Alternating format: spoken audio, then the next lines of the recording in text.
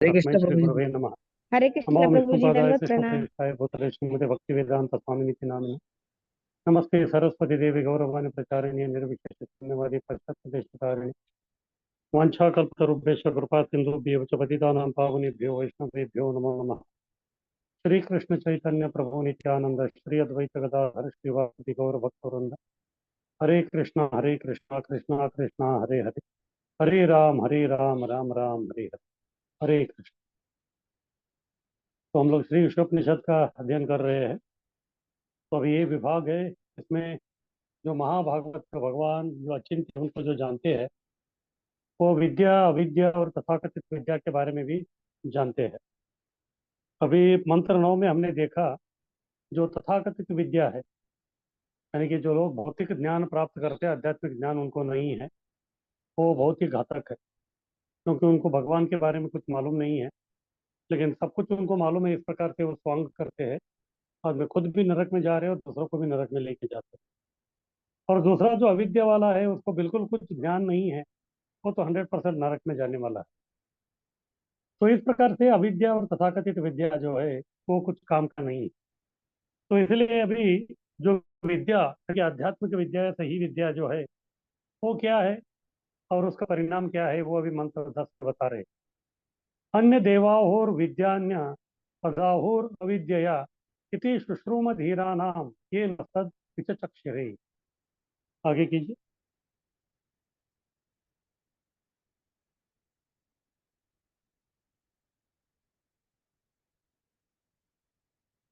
मंत्र 9 में अविद्या का परिणाम बताया है।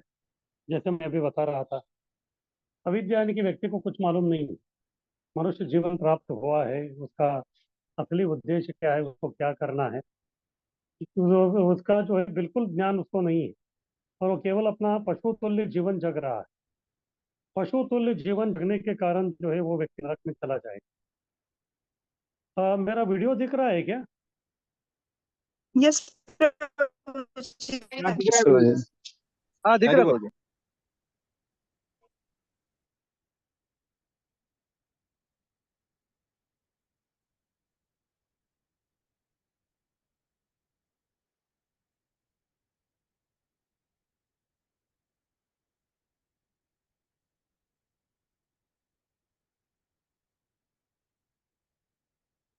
तो मंत्र 9 में जो है अविद्या का परिणाम क्या है, वो सब बताया गया है। जैसे मैं बता रहा था, एक है अविद्या, तो व्यक्ति को जो है कुछ भी विद्या जो है मालूम नहीं है। तो वो व्यक्ति जो है अपना, जब तक वो जीवित है तब तक जो है पूरा संकट में रहेगा, क्योंकि उसको बिल्कुल मालूम नहीं कि करना क्या है।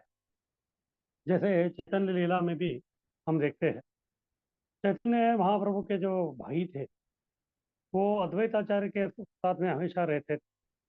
अद्वैत आचार्य, आचार्य यानी कि गुरु, उनका संग करके जो है उनको इतना ज्ञान प्राप्त हो गया कि वो व्यक्ति में इतना वैराग्य आ गया कि वो घर छोड़ के चले गए।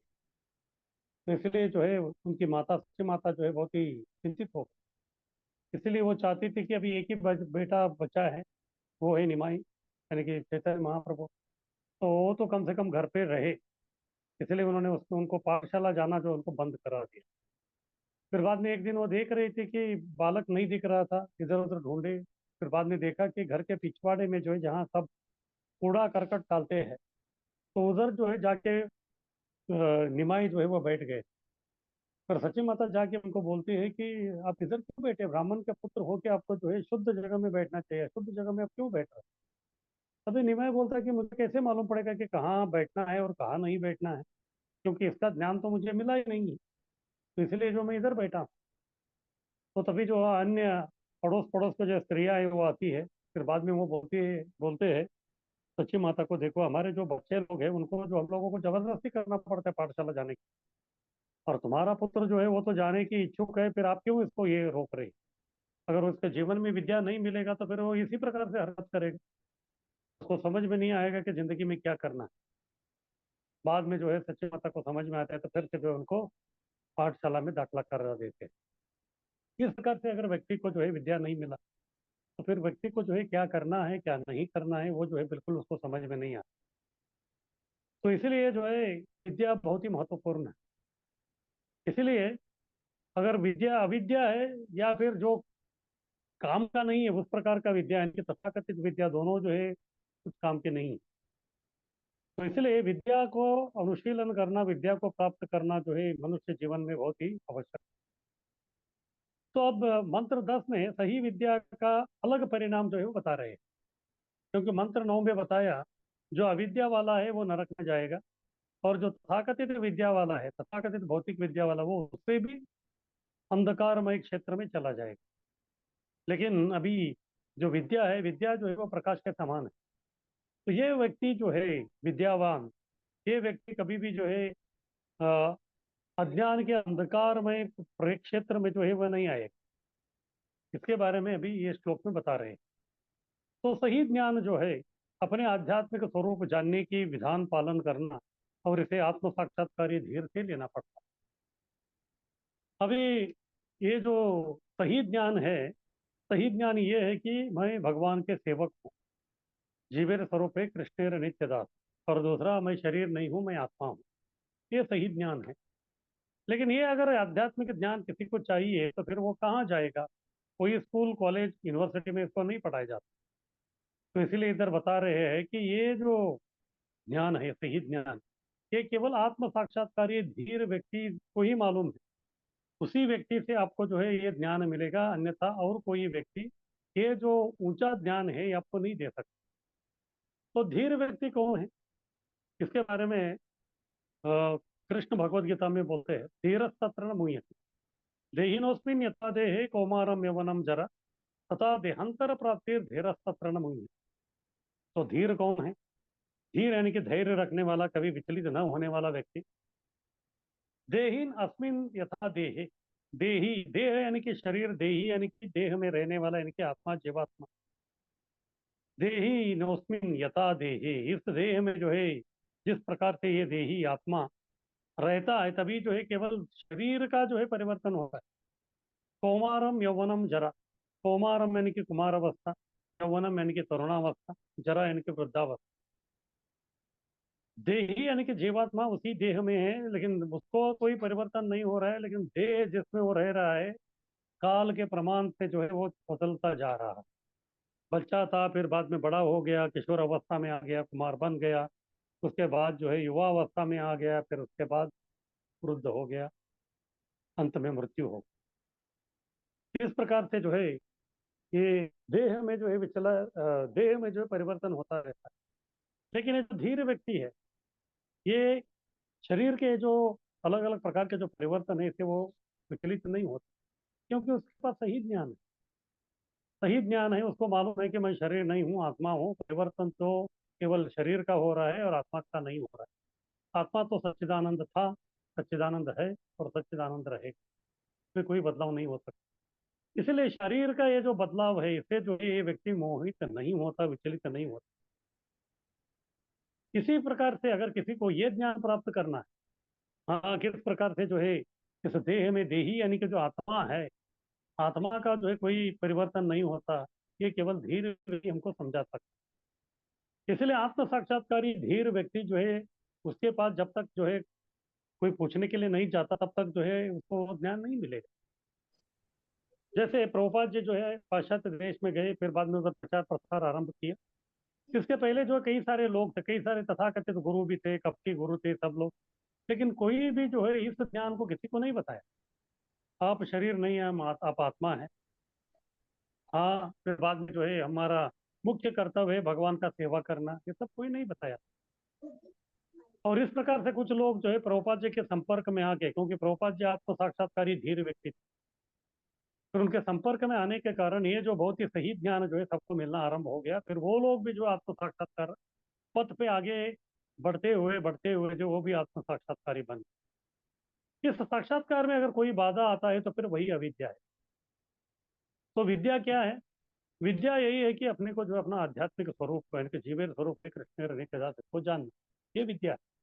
और इसके लिए ये न के न प्रकार है, ना कोई भी मार्ग, कोई भी आप लोग मार्ग में इसको प्राप्त करने की कोशिश करते हैं, वो सब विद्या का ही मार्ग है।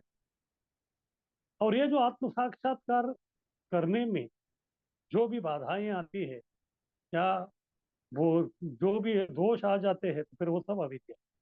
और कुछ नहीं। तो इस प्रकार से आत्म साक्षात्कार मार्ग में जो भी हमारे अनुकूल जो वस्तुएं हैं वो सब विद्या विद्या है, और जो अनानुकूल यानी कि जो प्रतिकूल है वो सब अविद्या है। इस प्रकार से जो है व्यक्ति को समझ में आ जाएगा जब वो आत्म साक्षात्कार करने लगेगा।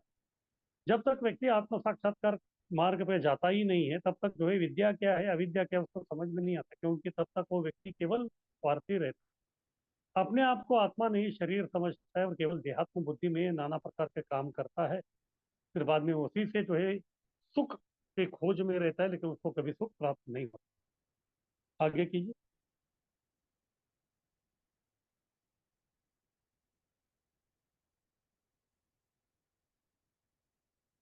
तो पूरा तात्पर्य में प्रभुपाद जी विद्या तथा अविद्या का संस्कार क्या है उसके बारे में बता रहे हैं। संस्कार, संस्कार यानी कि प्यूरिफिकेशन यानी कि शुद्धिकरण। जैसे पानी का भी संस्कार होता है। जैसे हम लोग देखते हैं बारिश के मौसम में जो है पानी जो है पूरा मटमैला हो जाता है, वो पीने लायक नहीं रहता, तो उसको जो है हमको शुद्धिकरण करना पड़ता है। उसके लिए जो अलग अलग प्रकार पुराने जमाने में जो है कपड़े से छानते थे, फिर अलग अलग जो है वस्तु का इस्तेमाल करके पानी को जो है, अगर केवल पानी जो है मटमैला है या उसमें जो मिट्टी है तो आप केवल उसको रखने से मिट्टी नीचे आ जाता है, फिर पानी जो है अपने आप जो है शुद्ध होने लगता है। इस प्रकार से पानी का संस्कार होता है, तो उसी प्रकार से विद्या का भी संस्कार। विद्या का संस्कार यानी कि विद्या के अलग अलग प्रकार के लक्षण क्या है, विद्या से जो है व्यक्ति किस प्रकार सद्गुण प्राप्त करके शुद्धिकरण होता है, तो वो जो है उसको कहते हैं विद्या का संस्कार। इसी प्रकार से अविद्या का संस्कार, लेकिन अविद्या का कोई संस्कार नहीं होता। अविद्या जो है केवल आपको अशुद्धिकरण ही करेगा, वो जो है केवल आपको नाना प्रकार के जो है पाप कृत्य करने में ही आपको प्रोत्साहित करेगा। तो अभी बता रहे हैं कि विद्या का संस्कार क्या है। ये है विद्या प्राप्त करने से आप में जो अगर अच्छे सद्गुण आ रहे हैं तो फिर वो विद्या का संस्कार है। जैसे पुराने जमाने में हम देखते थे तो लोग जो है विद्या प्राप्त करते थे, विद्या प्राप्त करने के बाद जो है उनमें नाना प्रकार के सद्गुण जो है प्रकट होते थे। अगर वो विद्या प्राप्त करने के बाद व्यक्ति में सद्गुण प्राप्त नहीं होते, वो सच्चरित्र नहीं बनता, तो फिर वो विद्या नहीं है, वो और कुछ है। इसलिए जब तक उसको प्राप्त करने के बाद व्यक्ति सच्चरित्र सद्गुणी नहीं बनता तब तक जो है उसको विद्या नहीं कहा जाता। इस प्रकार से विद्या वही है जो व्यक्ति को सद्गुण प्राप्त करे, सद्गुण को दे, फिर बाद में उससे व्यक्ति जो है सच्चरित्रवान व्यक्ति बने। तो ये जो विद्या का जो संस्कार है इसके बारे में भी कृष्ण जो है अपने भगवत गीता में जो है वो कहते हैं। तो भगवत गीता में वो इसके बारे में बताते हैं 13वें अध्याय में। ये जो विद्या है या जो ज्ञान है उसके जो है नाना प्रकार के अंश क्या है, तो 18 वस्तु का जो है संस्कार है।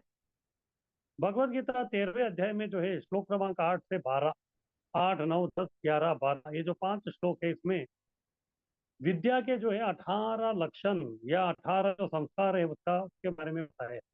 यानी कि विद्या प्राप्त करने के बाद व्यक्ति में जो है किस किस प्रकार का परिवर्तन होता है, इस विधि में ज्ञान का विकास होगा। जो व्यक्ति इन 18 वस्तुओं का संस्कार करेगा यानी कि अपने जीवन में उतारने का कोशिश करेगा, तब जाके जो है उस व्यक्ति का जो है सही तरीके से सही ज्ञान है उसका विकास होगा। तो सबसे पहले ज्ञान का जो लक्षण है या अंश है वो है अमानित्व। अमानित्वम यानी कि व्यक्ति जो है अपने आप को जो है नम्र समझना। मनुष्य स्वयं को भद्र पुरुष बनकर अन्यों को समुचित सम्मान देना, ये है अमानित्व। ये ज्ञान का पहला लक्षण यानी कि ज्ञान का जो है पहला स्टेप। जब तक व्यक्ति अमानित्वम यानी कि अपने आप को नम्र नहीं करता तब तक उसको जो है किसी भी प्रकार का विद्या प्राप्त नहीं होता। इसलिए संस्कृत सुभाषित भी कहते हैं विद्या विनयेन शोभते। विद्या जो है विनय से जो है वो शोभायमान होता है। हमारा भी अनुभव है, जैसे हम लोग जो है स्कूल या कॉलेज में पढ़ते थे, हो सकता है कि कोई एक हमारे मास्टर जी हो, उनके पास बहुत ही ज्ञान है, लेकिन वो जो है नम्र नहीं है। हमेशा कोई जो व्यक्ति उनके पास आता था कुछ पूछने के लिए तो वो चिढ़ जाते। तो इसकी वजह से क्या होता है, हालांकि उनके पास ज्ञान है लेकिन कोई उनके पास जाने का जो है साहस नहीं करे। इसलिए उनका जो ज्ञान है उसका किसी को जो है उसका उतना जो फायदा होना चाहिए वो नहीं होता। इस प्रकार से ज्ञान और विद्या जो है वो नम्रता के साथ में अगर रहेगा तो फिर जो है उसका एक अलग शोभा रहती है। किस प्रकार से सबसे पहले व्यक्ति को जो है स्वयं भद्र पुरुष बनना चाहिए, यानी कि वो व्यक्ति जो है अपने आप को नम्र दिखाना चाहिए। जब तक वो नम्रता नहीं है तब तक गुरु जी भी जो है अपना ज्ञान आपको नहीं देंगे। जैसे अभी कुरुक्षेत्र के युद्ध में भी, युद्ध भूमि में देखते हैं, सबसे पहले अर्जुन जो है अपने आप को नम्र नहीं समझते थे। वो कृष्ण के सामने ही जो है अपना पांडित्य का प्रदर्शन कर रहे हैं। वो युद्ध क्यों नहीं करने का, उसके बारे में नाना प्रकार के तर्क दे के अपने पांडित्य का प्रदर्शन कर रहे थे। नम्रता बिल्कुल नहीं था, इसीलिए जो है कृष्ण केवल सुन रहे थे, कृष्ण उनको कुछ नहीं बोल रहे थे। हालांकि कृष्ण जो है उनको परास्त कर सकते थे वाद विवाद करके, लेकिन कृष्ण की वो इच्छा नहीं थी। कृष्ण को समझते थे कि ये व्यक्ति जो है इतना सब बोल रहा है लेकिन इसमें जो है कोई दम नहीं। कुछ समय के बाद ये व्यक्ति जो है अपने आप में जो विचलित हो जाए, जब ये व्यक्ति अपने आप में विचलित हो जाएगा तो फिर नम्र बनेगा। जब नम्र बनेगा तभी जो है मैं उसको कुछ बता सकता हूँ। अगर मैं कोई भिक्षुक भिखारी जो है उसको कुछ देना चाहता हूँ, लेकिन उसके दोनों हाथ में जो है ऑलरेडी बहुत सारे वस्तु है, तो मैं और एक एक्स्ट्रा वस्तु उसको दे के कुछ फायदा नहीं है, क्योंकि जो भी मैं उसके ऊपर कुछ वस्तु रखूंगा वो नीचे गिरेगी। तो इसलिए हम दान या कुछ भी जो है देना है वो उसी व्यक्ति को देते, उसका जो कटोरा है वो खाली है। यानी कि वो स्वीकार करने के लिए जो है वो रेडी है। अगर स्वीकार करने के लिए वो रेडी नहीं है तो फिर कुछ दे के कुछ मतलब नहीं है। इसलिए विद्या का संस्कार का सबसे पहला स्टेप है अमानित्व, यानी कि नम्रता। अमानीन मानदेन कीर्तनीय सदा हरि। चैतन्य महाप्रभु अपनी शिक्षाष्टकम में इसी के बारे में बताते हैं। हरिनाम तो लेना ही है, लेकिन हरिनाम लेने की भाव क्या है वो बताते हैं। अमानीन मानदेन, अपने आप को जो है कोई सम्मानित व्यक्ति नहीं समझ। अगर कोई हमको निंदा कर रहा है तो फिर भी जो है हमको उसका सहन करना चाहिए, और उस व्यक्ति को हमको सम्मान करना चाहिए जो हमको निंदा कर रहा है।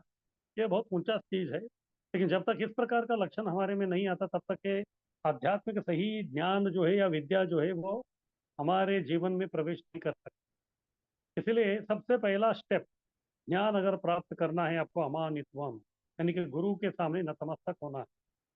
तद विधि प्रणिपातेन परिप्रश्नेन सेवया उपदेक्षन्ति ते ज्ञानम ज्ञानीन तत्वदर्शन। गुरु ज्ञानी है, तत्वदर्शी है, बहुत सारा जो है ज्ञान उनके पास है, लेकिन वो ऐसे ही नहीं देंगे। जब वो देखेंगे शिष्य जो है प्रणिपात हो गया है, यानी कि संपूर्ण रूप से गुरु के चरण कमलों में समर्पित हो गया है और सेवा करने की इच्छुक है, तब जाके जो उनको प्रश्नों का उत्तर देते हैं और उनको ये ज्ञान वो प्रदान करते हैं। तो ठीक है, सबसे पहला है अमान। अमान यानी कि व्यक्ति को जो है नम्र बनना है। जब व्यक्ति अपने आप नम्र बनता है तो फिर दूसरा लक्षण उसमें प्रकट होता है, वो है अदम। दम्भ यानी कि गर्व करना, घमंडी बनना। अगर व्यक्ति नम्र है तो उसके जीवन में कभी घमंडी होना या फिर गर्व करना जो है कभी आता ही नहीं। वो व्यक्ति कभी गर्वित नहीं होता, या फिर वो व्यक्ति जो है कभी अपना दम्भ को नहीं दिखाता, यानी कि मैं ऐसा हूँ वैसा हूँ। इस प्रकार से जो उसको जो है दम्भ दिखाने का जो है कोई आवश्यकता नहीं है, और अपने जो विद्या है उसके ऊपर गर्व गर्व नहीं करता। हमारा जो विद्या है उसके ऊपर जो है बिल्कुल वो गर्व नहीं करता, यानी कि मैं इतना समझता हूँ, मुझे भगवत गीता का 700 श्लोक मालूम है।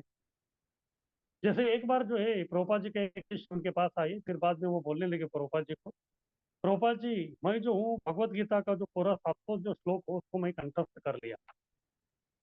प्रभुपाद जी ने बोला बहुत अच्छा है, कोई बात नहीं है, 700 श्लोक जो है आपको पूरा कंठस्थ हो गया, बहुत अच्छी बात है, लेकिन कम से कम भगवत गीता का एक जो श्लोक है वो अपने जीवन में उतार के दिखाइए सही तरीके से, तब जाके जो है मैं मानूंगा कि सही तरीके से जो है भगवत गीता को समझे।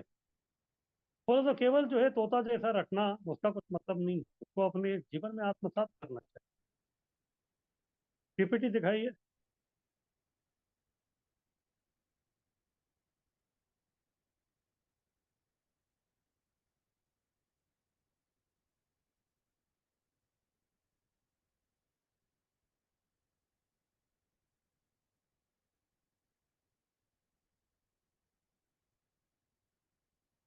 हरे कृष्ण, पीपीटी कौन दिखा रहे हैं?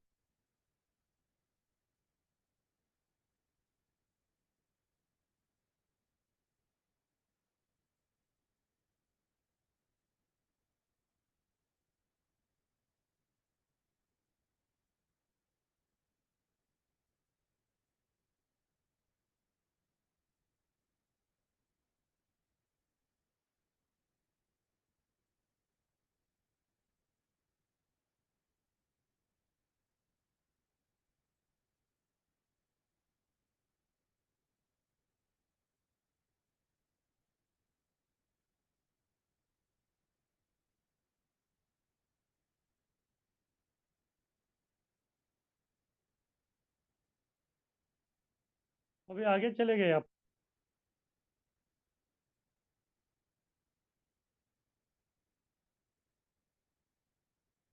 तो पीछे आइए।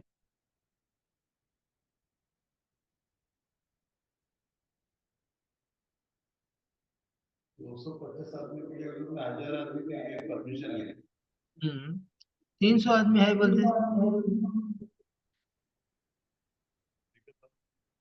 नहीं बंद किया। नहीं चल रहा है। अरे बोल, पीपीटी कौन दिखा रहे हैं? प्रभु जी दिखा रहे थे, उनको शायद समझ में नहीं आया। आगे जाना तो है, पीछे जिसको जाना है प्रभु जी। जिसको समझ में आ रहा है उनको उठाइए ना। ये थोड़ी हाँ सी ट्रायल शो है इधर। इधर रथों के ऊपर लोग बैठे हैं, सब अपना काम यस धंधा छोड़ के।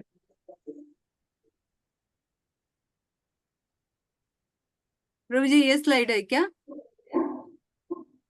दिखाइए, पूरा दिखाइए। हाँ, यही चल रहा है अभी। हाँ बस। अच्छा।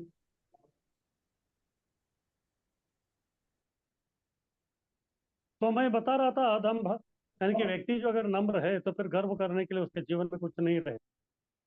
तो नाम यश के लिए जो है धर्मात्मा का स्वांग न करे। सामान्यतः हम देखते हैं आध्यात्मिक लोक में भी या आध्यात्मिक जगत में भी, जो व्यक्ति जो है अपने आप को कुछ समझना चाहता है तो फिर वो भी जो है पूजा लाभ प्रतिष्ठा के पीछे लग जाता है। उसको नाम चाहिए या यश चाहिए।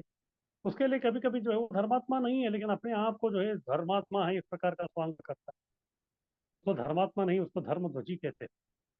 इस प्रकार से ये व्यक्ति जो है, जब सही विद्या या सही ज्ञान का इनको प्राप्त हो जाता है तो फिर सबसे पहले नम्रता आती है।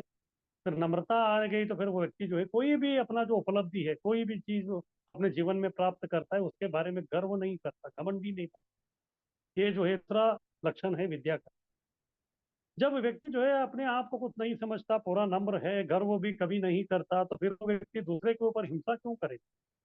वो कभी हिंसा नहीं करे, क्योंकि हिंसा करके उसको प्राप्त करने का जीवन में कुछ नहीं। इस प्रकार से तीसरा लक्षण वो है अहिंसा। शारीरिक कार्य मानसिक विचार वाणी से किसी को परेशानी न करे। हाँ, यानी कि काया वाचा मनसा। हाँ, तो तीन प्रकार से काम होता है। तो तीनों प्रकार से, काया यानी कि शरीर से, वाचा यानी कि वचन वाणी से, और मनसा यानी कि मन से भी जो है वो व्यक्ति किसी को हिंसा नहीं दे करता, क्योंकि उसको अन्यों से जो है किसी भौतिकता का जो है उपलब्धि का कोई जो है इच्छा नहीं हो। तो इसलिए जो है शारीरिक कार्य हो, मानसिक विचार हो या वाणी से, वो किसी का भी जो है निंदा परेशानी जो है बिल्कुल नहीं करता। और उसको वो करने का कोई आवश्यकता भी नहीं है, क्योंकि ये व्यक्ति जो है आत्म साक्षात्कारी व्यक्ति है, यानी कि आत्मा के स्तर पे ये विचार करता है, देहात्म बुद्धि में नहीं है। तो इसलिए ये जो काया वाचा मनसा, शारीरिक कार्य हो या फिर मानसिक विचार हो या फिर वाणी के काम हो, ये सब शरीर से संबंधित है। और ये व्यक्ति हमेशा चिंतन करता है अपने आत्मा के बारे में, इसलिए जो है अन्यों को भी जो है शरीर नहीं समझता, अन्यों को भी आत्मा समझता है। तो इसलिए जो है अपने शरीर से, अपने मन से, अपने वाणी से वो किसी को भी हिंसा करने की कोई ये नहीं करता, अ, इच्छा नहीं रखता वो व्यक्ति। इस प्रकार से अहिंसा जो है वो केवल शारीरिक नहीं होता, वो कभी कभी मानसिक भी होता है। कभी कभी ऐसे कहते हैं कि अगर कोई किसी को मार दिया तो घाव भर जाता है। अगर कोई किसी को जो है चार निंदास्पद शब्द बोल दिया तो फिर वो जो घाव है वो जिंदगी भर नहीं भर। इसीलिए जो है जब हम लोग वचनों का प्रयोग करते हैं तो फिर बहुत सारा जो हमको सोच के जो है इसका प्रयोग करना चाहिए, क्योंकि वाणी से हुआ जो घाव है वो कभी भरता नहीं है। और वो जो है पूरा आपके जो मस्तिष्क है, मस्तिष्क में जो है पूरा एक छाप बन के रह जाता है, क्योंकि ये सूक्ष्म, शरीर से ये सूक्ष्म, क्योंकि शारीरिक कार्य जो है वो स्थूल शरीर से होता है, मानसिक विचार और वाणी जो है सूक्ष्म। इस प्रकार से ये व्यक्ति अहिंसा भी नहीं करता, हिंसा भी नहीं करता, अहिंसा का पालक है। यानी कि ये जो विद्या से संपूर्ण परिपूर्ण व्यक्ति है वो किसी के ऊपर काया वाचा मनसा रूप से जो है किसी को हिंसा बिल्कुल जो है वो नहीं करता। तो ठीक है, ये दूसरे के ऊपर जो हिंसा नहीं कर रहा है। अगर दूसरे लोग आपके ऊपर जो है कुछ निंदा करेंगे, हिंसा करेंगे, तो तभी क्या करेगा ये? अगर वो लोग मारने को आ गए तो ये भी मारेगा क्या? अगर वो लोग दो सुनाएंगे तो ये भी सुनाएगा क्या?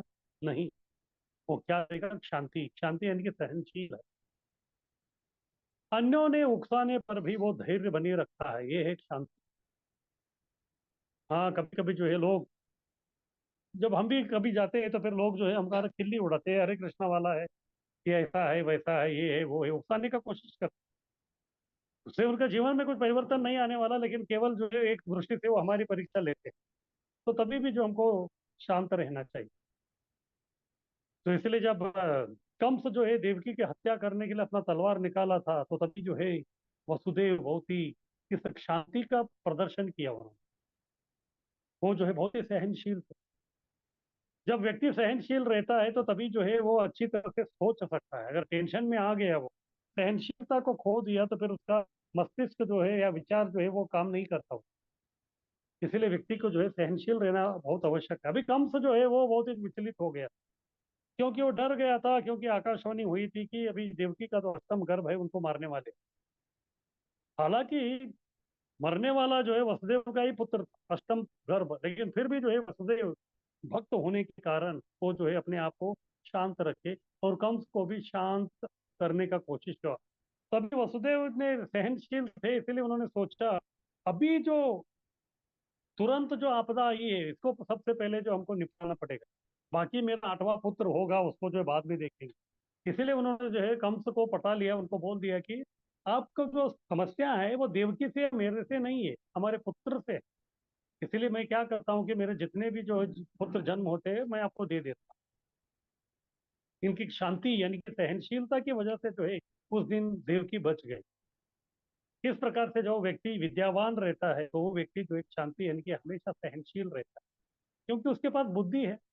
जब मूर्ख जो है उनके ऊपर कुछ अनाप शनाप बकता रहता है तो उनको मालूम है ये नादान व्यक्ति है, इसीलिए बोल रहा है।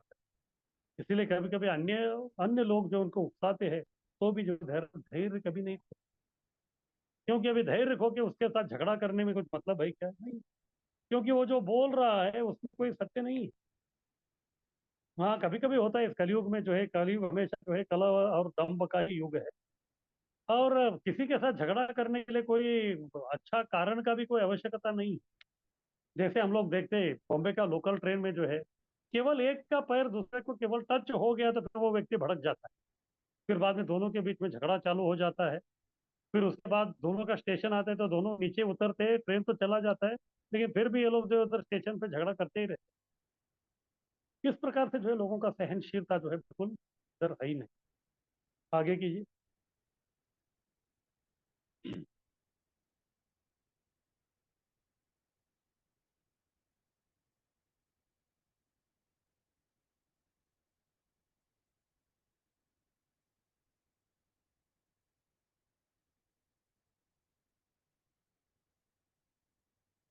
अरे बोल, पीपीटी को आगे कीजिए।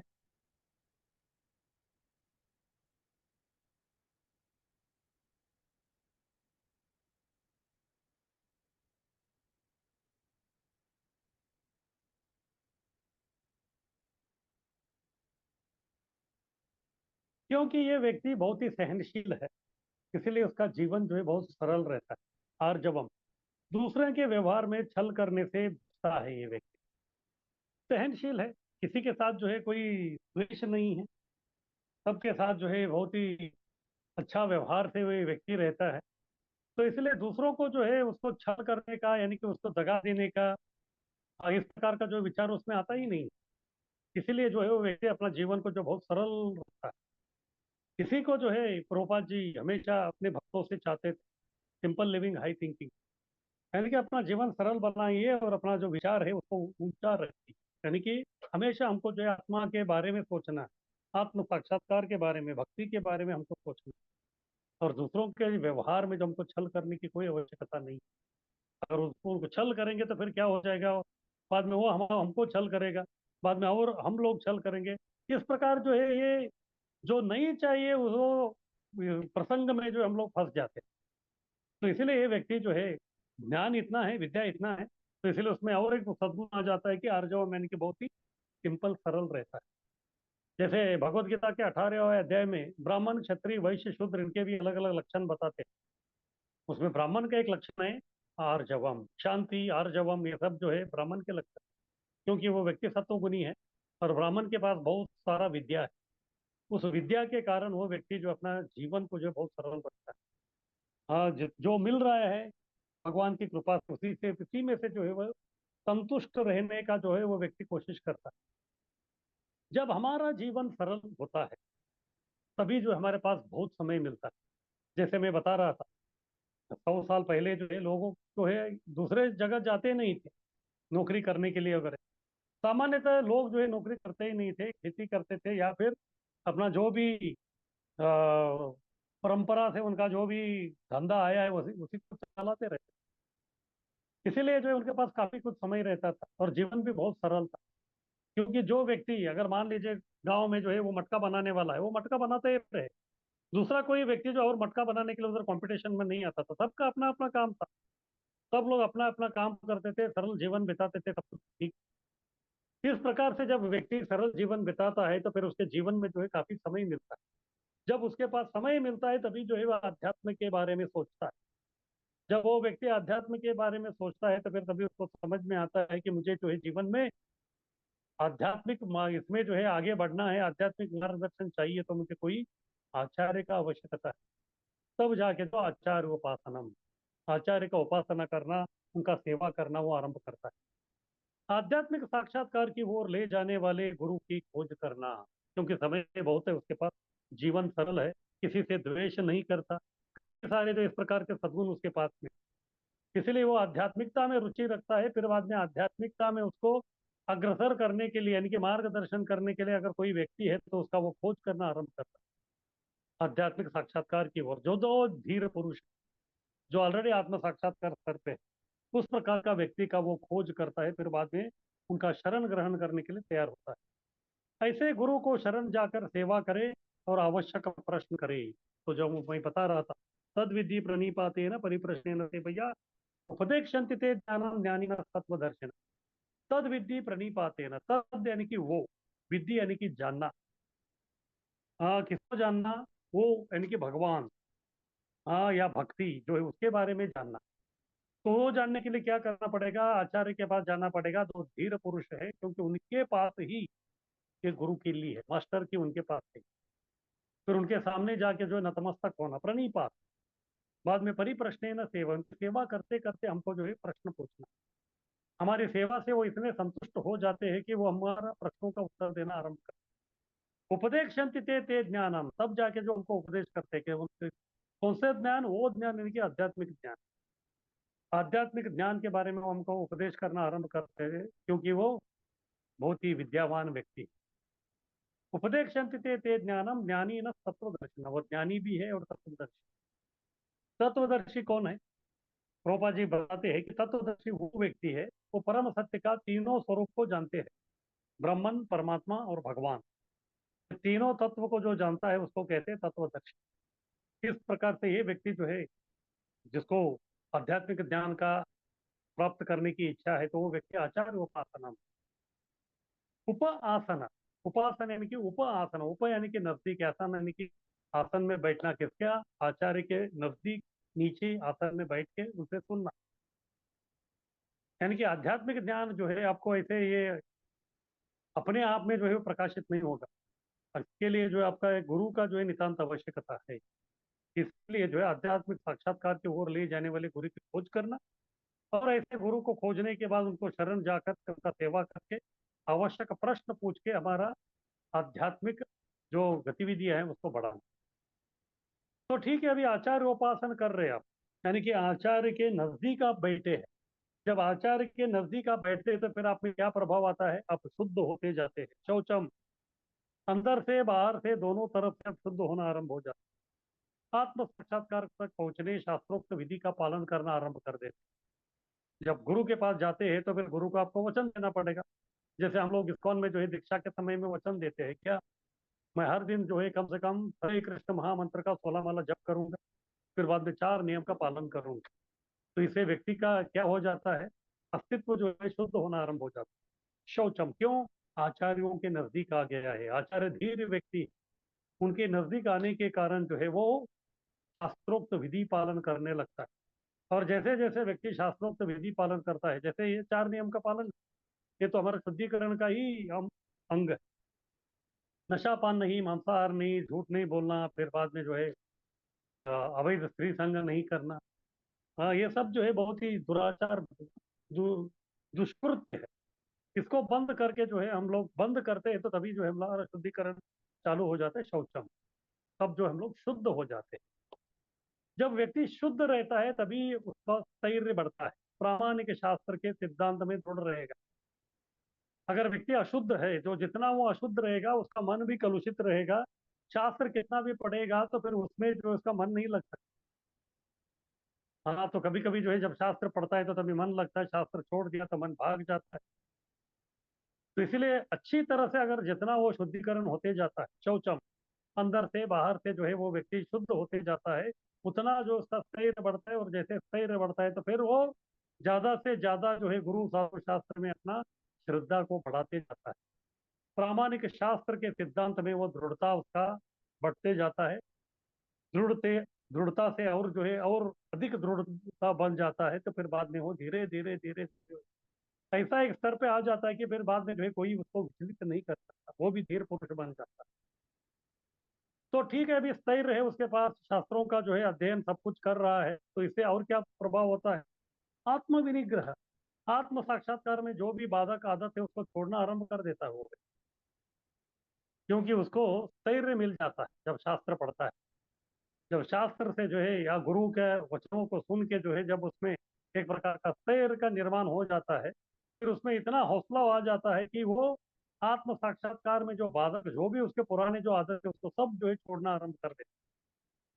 जैसे हम लोग देखते प्रभुपाद जी जो है अमेरिका में जाके हिप्पियों को प्रचार किया उन्होंने। हिप्पियों में जो है पहले बहुत ही आत्म साक्षात्कार के बाधक आदत सब थे। लेकिन जैसे जैसे उन्होंने आचार्य उपासनम यानी कि प्रभुपाद का संग किया, उतना जो है शौचम यानी कि शुद्ध होते गए।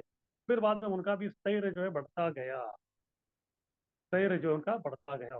फिर बाद में आत्म विनिग्रह, अपना आत्मा को जो है वो कंट्रोल करने लगे। तो ठीक है, अभी आत्म स्तर पे जो है ये व्यक्ति अपना सब बाधा को निकालना आरंभ कर देता है। तो फिर इसका परिणाम और क्या होता है? तो इसका परिणाम ये होता है कि इंद्रियार्थेषु वैराग्यम, उसके जो स्थूल शरीर के जो इंद्रियां हैं, और इंद्रियों का भी अपना अपना जो एक विषय वस्तु होता है। जैसे आंख है, आंख को जो है कोई सुंदर वस्तु देखने का उसका विषय वस्तु है। या फिर कान जो है उसको कुछ सुश्राव्य या कर्ण मधुर कुछ चीज सुनने की उसका जो है वो विषय वस्तु है। नाक का जो है अच्छा सुगंध वाला कुछ तो सूंघने का वो उसका विषय वस्तु है। फिर जिह्वा को जो है कुछ अच्छा तो खाने का जो है वो उसका विषय वस्तु है। फिर बाद में जो, जो हमारा चर्म है या चमड़ा है, तो इसको जो है मुलायम कुछ तो स्पर्श करने की जो इच्छा होती है। इस प्रकार से इंद्रियों के जो अर्थ, इंद्रियों के अर्थ यानी कि इंद्रियों के सब विषय वस्तु, इसके प्रति उसका वैराग्य आ जाता है। शरीर पालन में आवश्यकता से अधिक न लेता है। बस भक्ति करते हुए अपना जीवन को जो है आगे बढ़ाने के लिए इस शरीर में जो है देह और आत्मा को जो है साथ में रखने के लिए जितना आवश्यक है उतना ही वो इंद्रियों का उपयोग करता है। बाकी अन्य जो है इंद्रियों के जो दूसरे जो अर्थ है उसके प्रति अनासक्त होता है, वैराग्य आ जाता है, क्योंकि उसको आत्म साक्षात्कार के बारे में जो सब मालूम होना आरंभ होता है। आगे कीजिए।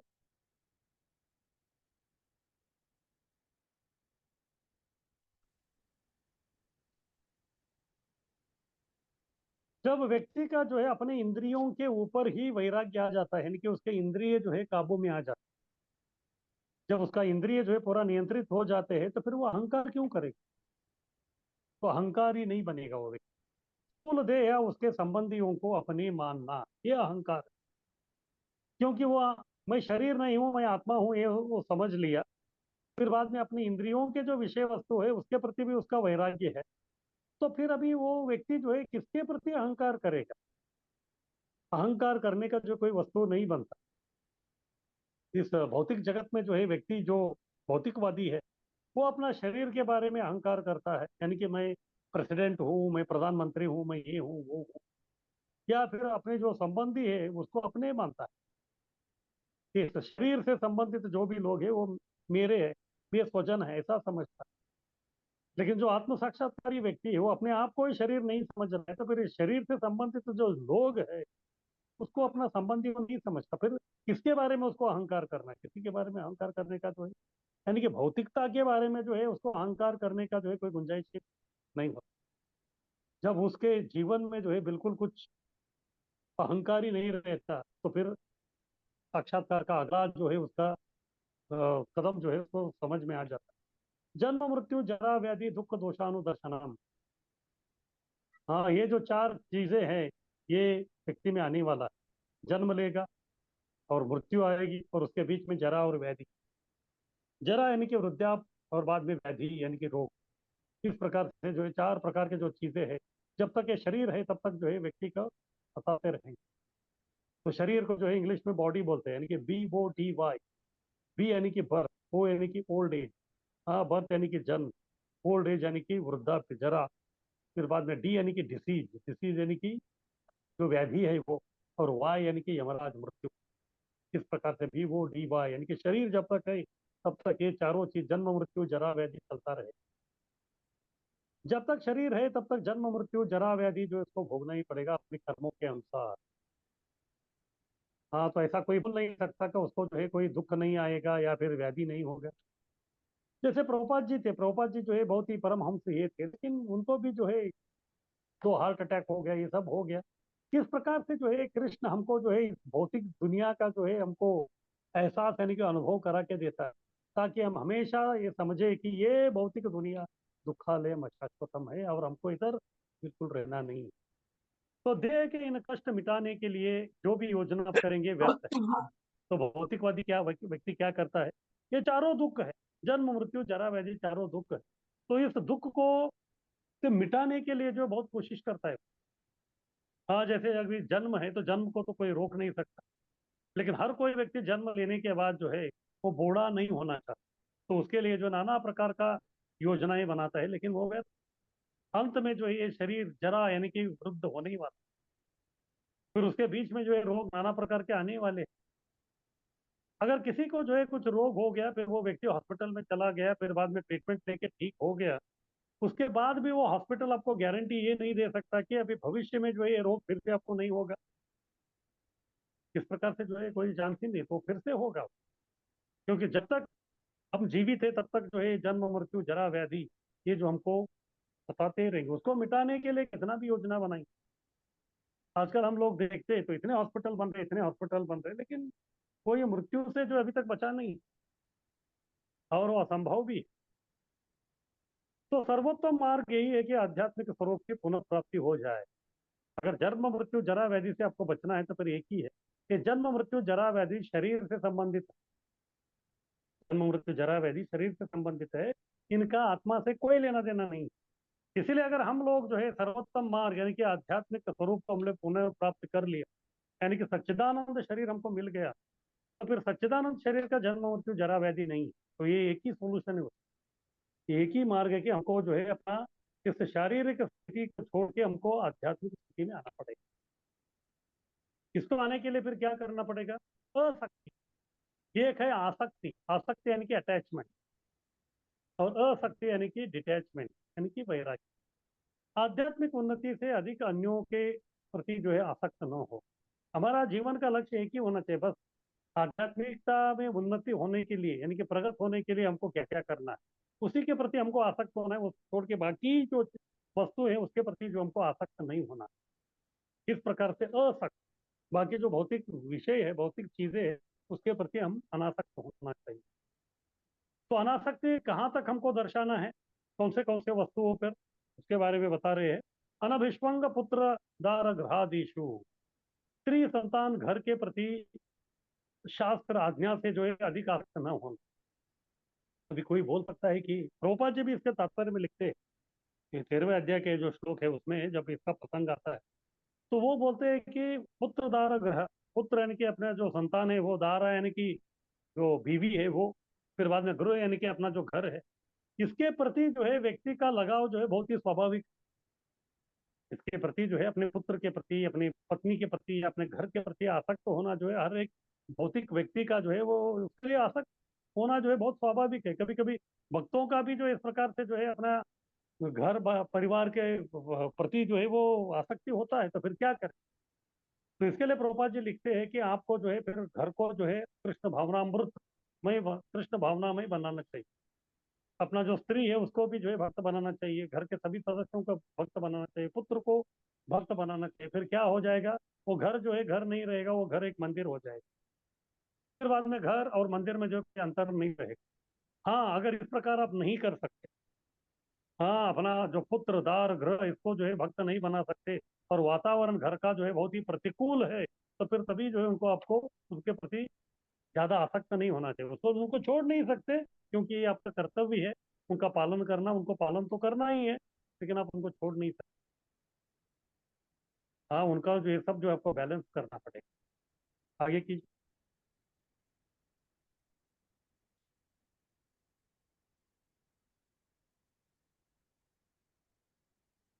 इष्ट अनिष्ट उपपत्तिषु। अभी इस दुनिया में जो है कोई एक वस्तु मुझे अच्छा लगता है या बुरा लगता है, ऐसा क्यों लगता है? ये केवल जो है मन का खेल है। अगर कोई वस्तु मन को अच्छा लगता है तो मुझे अच्छा लगता है, अगर मन को जो है वह बुरा लगता है तो मुझे भी बुरा लगता है। इस प्रकार से इष्ट अनिष्ट। इष्ट यानी कि अच्छा, अनिष्ट यानी कि बुरा।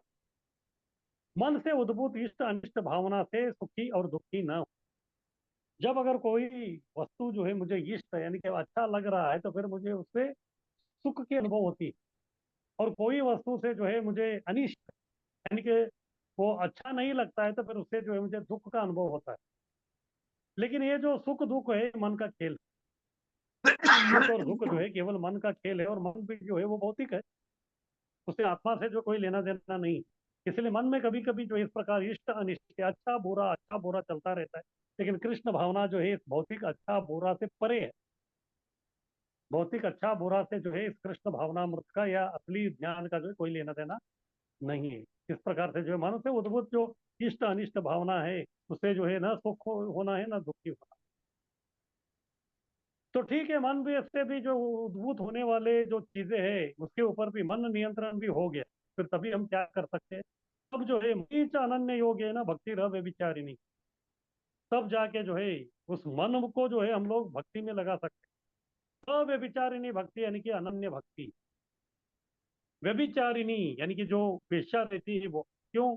वो जो है मन एक व्यक्ति को नहीं देती, जो भी ग्राहक आता है तब तक जो है उसका मन उसका हो जाता है। इसी प्रकार से जो है अगर हम लोग जो है अनन्य भक्ति न अन्य, एक मन से जो है भगवान की भक्ति हम नहीं कर रहे, तो फिर हमारा भी जो है एक प्रकार का व्यभिचार हो, हम अपना पूर्ण मन जो है भगवान को नहीं देते। जैसे अगर कोई पतिव्रता स्त्री है, तो फिर वो संपूर्ण अपना मन जो है अपने पति को दे देती है। इसी प्रकार से हमको भी जो अपना संपूर्ण जो मन है वो भगवान को देना चाहिए। इसलिए भक्त बन के मन से जो है भगवान का सेवा करना चाहिए। तो ठीक है, अभी भक्ति करनी है, सेवा करनी है, इसके लिए और अनुकूल परिस्थिति क्या है वो बता रहे हैं। विविक्त देश सेवित्वम अरतिर जन संसदी।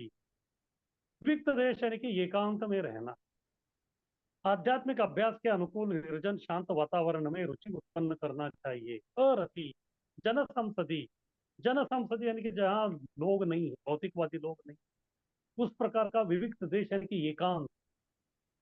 तो अभी प्रश्न उठता है कि इस जमाने में जो है एकांत कहाँ मिले?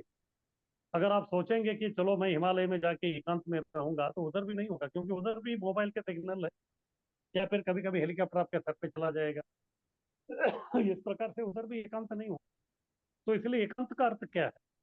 हमारे आचार्य बलदेव विद्याभूषण समझाते हैं। एकांत का मतलब है एक ही भावना से जो कार्य करने वाले जो भक्त है उनका संग करना, ये एकांत है हमारा।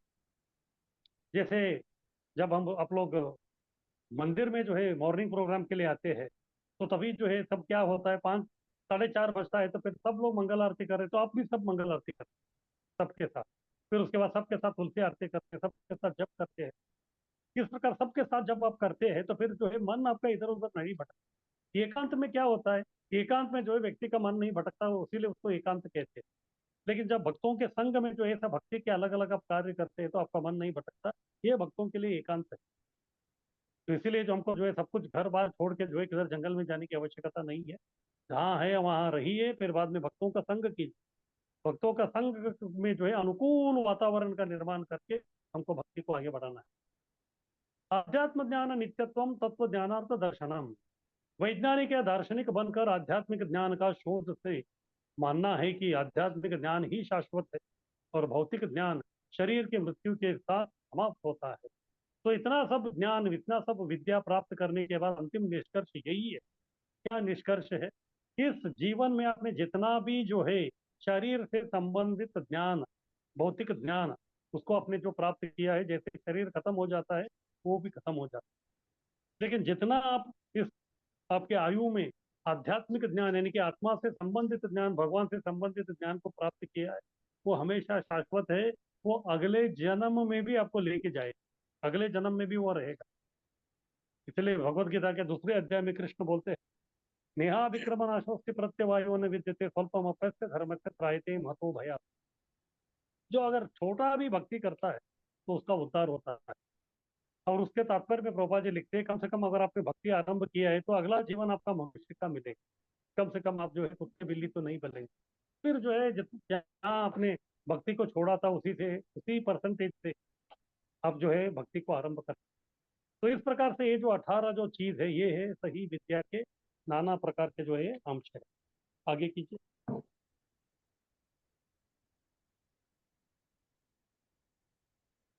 तो ठीक है, अभी ये जो है विद्या या सही विद्या जो है, सही ज्ञान, तो उसके अलग अलग लक्षण है, इसको हमको प्राप्त करना पड़ेगा। तो किसी का कुछ प्रश्न है इसके बारे में?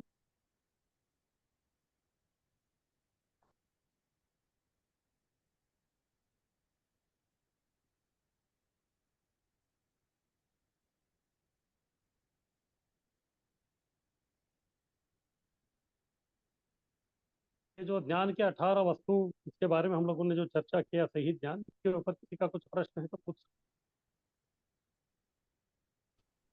प्रभूजी यामध्ये काही पॉइंट्स ह्याच्यामधले पण आहेत ना, काय म्हणतात त्याला, उपदेशामृत मधले पण काही पॉइंट्स आहेत त्यामध्ये, जसं इष्ट इष्ट निष्ठो पित्ताश्रूमध्ये इष्ट असेल ते भावनेने जे योग्य आहे ते स्वीकार करणे, अयोग्य आहे ते सोडून देणे, हाँ भक्तांचा संग करणे, बरोबर आहे, बरोबर आहे, बरोबर काही आहे. पॉइंट्स त्यातले सगळं आहे. दिसतात. हा बरोबर आहे. काही पॉईंट अनुकूल प्रतिकूल त्याप्रमाणे सेम आहे.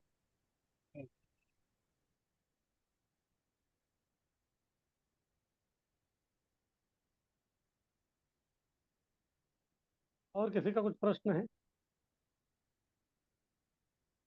तो ठीक है, किसी का कुछ प्रश्न नहीं तो हम लोग आगे बढ़ते हैं. तो ठीक है, अभी हमको मालूम हो गया कि सही ज्ञान क्या है. ये जो 18 अंश है यही सही ज्ञान है. ये जो 18 अंश है यही जो है वो सही ज्ञान है. तो अभी प्रश्न उठता है कि ये सही ज्ञान हमको कहाँ से मिलेगा? कौन व्यक्ति है जो हमको जो है ये सही ज्ञान हमको दिला सकता है? तो वो है धीर. तो धीर व्यक्ति जो है वही ये सही ज्ञान दे सकता है, क्योंकि ये सही ज्ञान उसके पास है. अपने जीवन में वो व्यक्ति आत्म साक्षात्कारी होने के कारण ये 18 अंश का जो संस्कार है वो अपने जीवन में उतारा है. तो वही व्यक्ति जो इसके बारे में हमको बता सकता है. तो इसलिए भी प्रश्न है, धीर से हमको विद्या लेना चाहिए. इसलिए इस श्लोक मंत्र में जो है यही धीर के बारे में ही बताया. इति शुश्रूम धीरा नाम. हाँ, इति शुश्रूम, शुश्रूम यानी कि श्रवण करना है. किससे? धीरा नाम. धीर व्यक्ति से ही जो हमको जो है इसको प्राप्त करना है. नस्तद विचक्षिते, क्योंकि वो व्यक्ति कभी विचलित नहीं होता.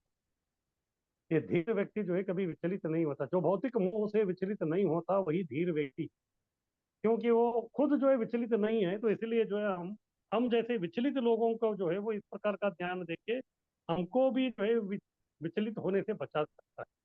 और ये व्यक्ति पूर्ण रूप से आत्म साक्षात्कारी. क्यों पूर्ण रूप से आत्म साक्षात्कारी है? क्योंकि ये हमेशा जो है आत्मा के स्तर पर सोचता है. ब्रह्म भूत प्रसन्नात्मा न शोचती न कांक्षती सम सर्वेषु भूतेषु मद भक्ति लभते पर. भगवत गीता में कृष्ण बताते 18वें अध्याय. ये जो धीर व्यक्ति है इसके और लक्षण क्या है? ये ब्रह्मभूत व्यक्ति है. ब्रह्मभूत का मतलब क्या है?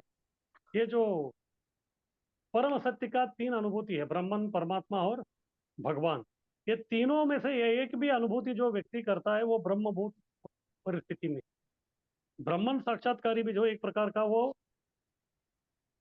आत्म साक्षात्कार के स्तर पे है. हालांकि वो उसका उच्चतर जो है उसका साक्षात्कार नहीं है, लेकिन कम से कम वो व्यक्ति इस भौतिक दुनिया से बाहर जाने का कोशिश तो कर रहा है. वो भी ब्रह्मभूत है. इसीलिए वो व्यक्ति भी ना शोचती ना कांक्षा. वो व्यक्ति शोक नहीं करता. फिर बाद में न कांक्षति, और भौतिक वस्तुओं के प्रति उसका कोई कामना नहीं है। न शोचति न कांक्षति, और सम सर्वेषु भूतेषु, सभी लोगों को जो है समान दृष्टिकोण से देखता है, यानी कि सबके अंदर जो परमात्मा है विराजमान है उनको देखता है, इसलिए सबको जो है समान दृष्टि से देखता है। ब्रह्मभूत प्रसन्न आत्मा, प्रसन्न है वो, क्यों? न शोचति न कांक्षति। व्यक्ति जो है हमेशा जो है कुछ न कुछ जो है इच्छा करता है, और वो इच्छा पूर्ति नहीं हुआ तो फिर रोता रहता है। लेकिन ये व्यक्ति का कोई इच्छा ही नहीं तो फिर रोएगा क्यों? तम सर्वेषु भूतेषु मद भक्ति लभते परम, जब उसको भक्ति मिल जाती है तो फिर उसके बाद इस प्रकार उसका लक्षण हो जाता है, ये वो व्यक्ति धीर बन जाता है, जो भौतिक मोह से विचलित जो है वो नहीं हो, और पूर्ण रूप से वो व्यक्ति आत्म साक्षात्कारी है। किसी भी वस्तु के लिए शोक या मोह नहीं करता, किसी वस्तु के प्रति शोक या मोह नहीं करता। शोक कभी होता है जब मेरे पास जो वस्तु था और वो जो है गायब हो गया या फिर चोरी हो गया, तभी मैं शोक करता हूँ। और मोह किसके बारे में होता है? कोई वस्तु मुझे चाहिए और वो मुझे नहीं मिल रहा है तो उसके प्रति मेरा मोह बढ़ता है। इस प्रकार का ये जो धीर व्यक्ति है उसके पास जो है रोने के लिए या फिर इच्छा करने के लिए कोई वस्तु की आवश्यकता ही नहीं। इस प्रकार से ये व्यक्ति न शोक न मोह का ये करता है, क्योंकि किसी वस्तु के प्रति उसका भौतिक वस्तु के प्रति लगाव ही नहीं। जानता है कि भौतिक संपर्क से आया भौतिक देह तथा मन जो है बाहरी वस्तु, वो समझता है कि मैं जो है मैं केवल आत्मा हूँ, और ये जो शरीर है केवल आत्मा के ऊपर का एक बाहरी कवरिंग है। इधर दो प्रकार का कवरिंग है, एक स्थूल कवरिंग और एक सूक्ष्म। स्थूल कवर जो है वो है पंच महाभूत से बना है, पृथ्वी अग्नि वायु जल और आकाश, इससे जो है स्थूल शरीर बना है, एक कवर है। फिर उसके ऊपर और एक कवर है, वो सूक्ष्म कवर है, मन बुद्धि अहंकार से बना है। इस प्रकार भिन्ना प्रकृति अष्टधा, 8 प्रकार का वस्तु से जो है भौतिक संपर्क में आने से इस प्रकार से जो है बाहरी तत्व में ये बना है। लेकिन ये व्यक्ति अंदर का जीवात्मा है, ये बाहरी आवरण सूक्ष्म आवरण हो या फिर स्थूल आवरण हो, ये वो है ही नहीं, ये अंदर का जो है आत्मा जीवात्मा है। इस प्रकार से उस आत्मा का बारे में ये व्यक्ति साक्षात्कार करता है। इसीलिए जो है वो किसी भौतिक वस्तु जो है उसके प्रति जो है वो न शोक करता है न मोह करता है। आगे कीजिए।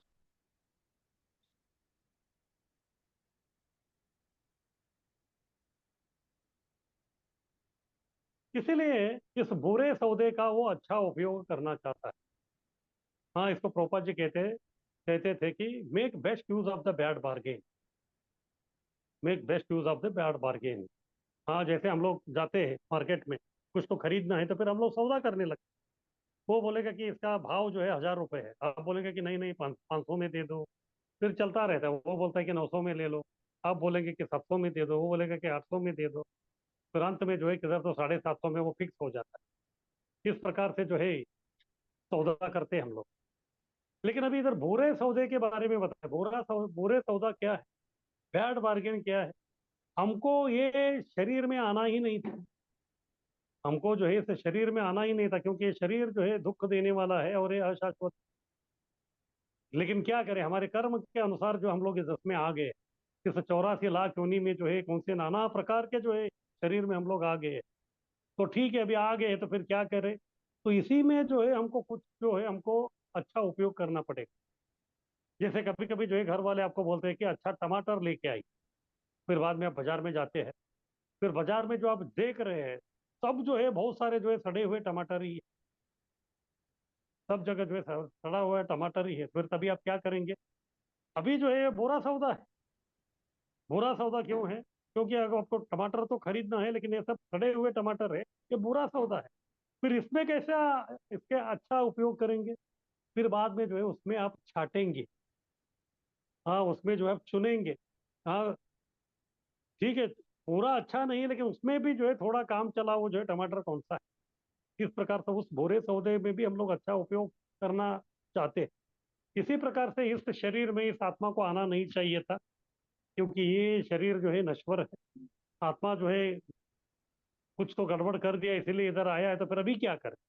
ये बुरा सौदा है मेरे लिए, क्योंकि मुझे ये भौतिक शरीर में आना ही नहीं था, लेकिन अभी भौतिक शरीर प्राप्त हो गया है। तो फिर अभी जो है मैं इसका अच्छा उपयोग कैसे करूं? तो इसी में से जो है हमको अभी भक्ति का शुभारंभ करना पड़ेगा। ये इतना आसान नहीं है, क्योंकि इतने सालों में इतने जन्मों में जो है हम लोग जो है केवल स्वार्थ अपने बारे में ही सोचे हैं।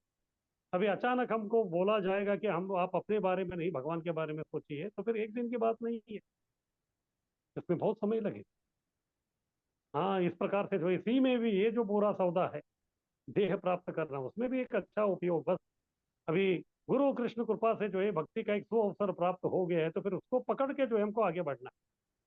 तो ये इसलिए ये व्यक्ति जो है समझता है कि बुरे सौदे का अच्छा उपयोग कैसे करना, जानता है कि भगवान का अंश जीवात्मा ही जगत को गतिमान बनाता है। ये जो भौतिक संसार है ये अपने आप में गतिमान नहीं है। आज भी जो है इस पृथ्वी पे कई ऐसे जगह है, आज तक उधर जो है मनुष्य नाम का कोई व्यक्ति जो है प्रवेश नहीं किया। ऐसे बहुत सारे जंगल है अफ्रीका में उधर। और तो वो कैसे है, जब से पृथ्वी का निर्माण हो गया सृष्टि, तब से वो वैसे ही है। उधर जो है दूसरा किसी का जो है कुछ हस्तक्षेप नहीं हुआ। तो इसी प्रकार से भगवान का ये जो अंश जीवात्मा जो है वही इस जगत को गतिमान बनाता है। तो वो जो जंगल है, जब तक उधर मनुष्य का प्रवेश नहीं होता उसमें कोई परिवर्तन नहीं होता। जैसे मान लीजिए आप जो है इधर तो 1 महीने के लिए बाहर जाने वाले हैं, तो रूम में जो है जो भी सामान आप जिधर रखे हैं वो 1 महीने के बाद आने के बाद भी वो वस्तु उधर ही रहेगा। वो अपने आप चलता नहीं। अगर बैग रखा है, कुर्सी रखा है, तो फिर अपने आप नहीं चलता। जो कुर्सी जो था, मैं जो किचन में रखा था, अभी जो है वो हॉल में आ गया, ऐसा नहीं होता। इस प्रकार से कोई भी जो वस्तु है उसको जो विमान बनाना है, तो फिर इसके लिए जो है व्यक्ति लगता है। इसीलिए ये जो धीर पुरुष है ये समझता है कि भगवान का जो अंश है, हाँ, भगवान का जो विभिन्न अंश है, जो उत्कृष्ट प्रकृति है, वो जो है वो जीवात्मा जो है जगत को गतिमान बनाता है। अगर जीवात्मा का हाथ ही नहीं आता था तो फिर जो है जगत गतिमान नहीं बनता। जैसे आप देखते हैं, ये बॉक्सर का जो ग्लव्स रहता है वो लोग जो है दीवार पे टंगाते हैं। जब वो दीवार पे टंगा हुआ है तो फिर वो अपने आप नहीं हिलता। लेकिन जब ये बॉक्सर उसको जो अपने हाथ में पहन लेता है तो फिर बाद में अपनी उंगली को हिलाता है, तो फिर तभी उसमें गति आती है, तब तक वो गति नहीं आती। इसी प्रकार से सारा जो प्रकृति है एक दृष्टि से जो है वो गतिमान नहीं है। जब इधर जीवात्मा का प्रवेश होता है तभी जो है प्रकृति गतिमान हो जाती है। आचार्यों से सुनकर इस सत्य को जानता है। तो ये सत्य इसको कैसे मालूम? आचार्य जो आत्म साक्षात्कारी धीर लोग हैं उनसे वो सुनता है। श्रवण करना, इति शुश्रूम धीरा नाम, इसलिए ये श्लोक मंत्र जो है वही बोलते हैं, इति शुश्रूम धीरा नाम। शुश्रूम यानी कि जो धीर आत्म साक्षात्कारी महात्मा व्यक्ति, उनसे सुनना है। जब तक हम उनसे श्रवण नहीं करेंगे तब तक इस संसार का जो असली सत्य है वो हमको समझ में नहीं है। इसलिए आचार्यों से सुनकर जो है इस सत्य को समझते हैं। नियम पालन से ज्ञान को आत्मसात किया है। नियम पालन कर रहे हैं। कौन से नियम पालन कर रहे हैं? जो भी आचार्य उनको बताए हैं, गुरु साधु शास्त्र जो नियम बता रहे हैं, तो उसका वो पालन कर रहा है। भक्ति के भी जो है कुछ नियम रहते हैं। जैसे अभी हम लोग भक्ति रसामृत सिंधु ग्रंथ का अध्ययन करेंगे तो वैदिक साधना भक्ति के 64 अंग बताए हो। अगर हमको साधना भक्ति करनी है तो फिर वो 64 अंग जो है उसमें कुछ अंगों का जो हमको पालन करना पड़ेगा, यानी कुछ नियमों का जो हमको पालन करना पड़ेगा। इस प्रकार जब हम लोग भक्ति के अनुकूल जो नियमों का पालन करना आरंभ करते हैं तो तभी जो है ज्ञान को हम लोग उतार सकते हैं, अपने जीवन में उतार सकते हैं, आत्मसात कर सकते हैं। इसलिए 9वां अध्याय भगवत गीता का परम गुह्य ज्ञान, उसमें कृष्ण बोलते हैं राज विद्या राजगुह्यम पवित्रम इदम उत्तमम प्रत्यक्षावगमम धर्मम सुसुखम कर्तुम अव्ययम। इस ज्ञान, इस विद्या यानी कि जो भक्ति का जो है राज विद्या, उसके बारे में बताते हैं। उसका एक लक्षण बताते हैं कि प्रत्यक्षावगमम धर्मम, प्रत्यक्ष अवगमम, यानी कि जब आप इसको करना आरंभ करेंगे तो प्रत्यक्ष आपके जीवन में अनुभव कर सकते हैं किस प्रकार से बदलाव, किस प्रकार से परिवर्तन होता है। किस प्रकार से नियम पालन से जब ज्ञान को आत्मसात करता है तो व्यक्ति में जो परिवर्तन आता है। जैसे हमारा भी अनुभव है, इस्कॉन में या भक्ति में आने से पहले जो है हमारा अलग प्रकार का जो जीवन शैली, लेकिन जैसे जैसे हम लोग जो इस्कॉन में आगे बढ़ते गए, नियमों का पालन करने लगे, फिर गुरु से श्रवण करने लगे, तब जो है धीरे धीरे ये सब नियम, ये सब ज्ञान जो हम अपने जीवन में उतार के उसका आत्मसात करने लगे। जैसे जैसे आत्मसात करने लगे तब वैसे जो है हमारा आध्यात्मिक प्रगति जो है वो आगे बढ़ता गया। इस प्रकार से नियम पालन से ज्ञान को आत्मसात व्यक्ति करते हैं। प्रामाणिक गुरु से विनीत भाव में सुनेगा, जैसे अर्जुन कृष्ण से सुनकर धीर बना। तो प्रामाणिक गुरु से विनीत भाव में सुनना, फिर से अमानित्वम, विनीत होकर नम्र भाव में हमको सुनना है। जब हम लोग नम्रता का प्रदर्शन नहीं करते तब तक जो है गुरु हमको कुछ नहीं दे। जैसे अगर हमको जो है पानी भी पीना है तो फिर क्या करना पड़ेगा, नल के सामने जाना पड़ेगा। नल के सामने जब आप जाते हैं तो नल के सामने झुकना पड़ेगा, उधर भी आपको नम्र बनना पड़ेगा, तब जो है नल चालू करेंगे तो झुकेंगे तो नम्रता से तभी आपको पानी मिलेगा। फिर आप सोचेंगे कि मैं क्यों झुकूं, मैं नहीं झुकूंगा, तो कितना भी कोशिश करेंगे तो वो पानी जो है आपके मुंह तक, मुंह में नहीं आएगा। नल में बहुत पानी, टंकी भी ऊपर का भरा हुआ है, लेकिन जब तक आप नहीं झुकेंगे एक बूंद भी जो है आपके मुंह में नहीं आएगा। इसी प्रकार से गुरु के पास बहुत ज्ञान है, आत्म साक्षात्कारी व्यक्ति है, लेकिन वो एक ज्ञान का एक बूंद भी आपको नहीं देंगे जब तक आप नम्र नहीं बनेंगे। इसलिए प्रामाणिक गुरु से विनीत भाव में सुनना चाहिए, ये बहुत महत्वपूर्ण है। तो जैसे अर्जुन जो है कृष्ण से सुनकर धीर बन गए। जैसे हम जानते हैं कुरुक्षेत्र के युद्ध भूमि में जैसे कृष्ण का रथ उधर आ गया, कृष्ण सारथी थे और अर्जुन जो है उनको हुक्म करते हैं कि दोनों सेना के बीच में जो है मेरा रथ को जाके रथम स्थापयामि अच्युत, हे अच्युत दोनों सेना के बीच में रथ को पार्किंग कर दो, ताकि मैं सबको देखना चाहता हूँ कौन कौन लोग जो है इधर युद्ध करने के लिए आए। सेना निरीक्षण करना था उनको।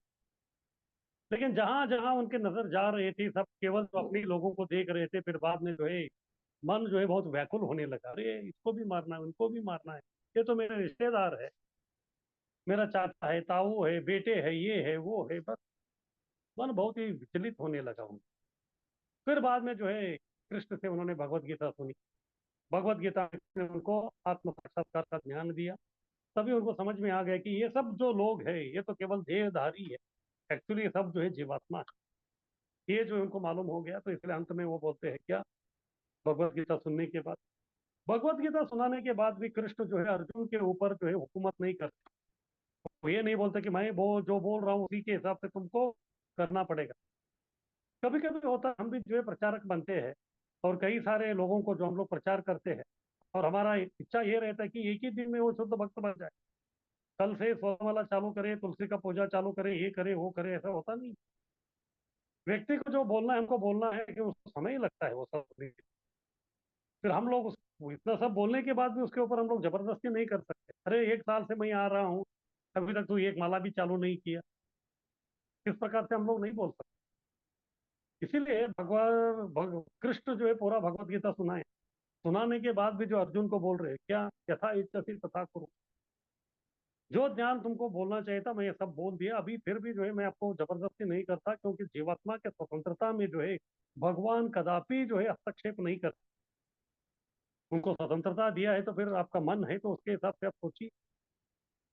इतना ज्ञान मिलने के बाद अगर आपको लग रहा है कि इस प्रकार का कार्य करना चाहिए नहीं करना चाहिए तो उसके हिसाब से आपका। लेकिन अर्जुन जो है अच्छी तरह समझ चुके, पूर्ण शरणागत हो गए थे। इसीलिए वो बोलते हैं क्या, नष्टो मोह स्मृति लब्ध तत्प्रसादात मया च्युत। नष्टो मोह, मेरे पहले मोहित जैसे इधर आ गया, स्मृति लब्धा, मेरा स्मृति जो है फिर से वापस आ गया, यानी कि मैं समझ रहा हूँ क्या, जीवेर स्वरूप है कृष्णेर नित्य दास, मैं आपका दास हूँ। नष्टो मोहा स्मृति लब्धा तत्प्रसादात मया च्युत, क्यों हो गया ये अच्युत, आपका जो है प्रसाद से हो गया।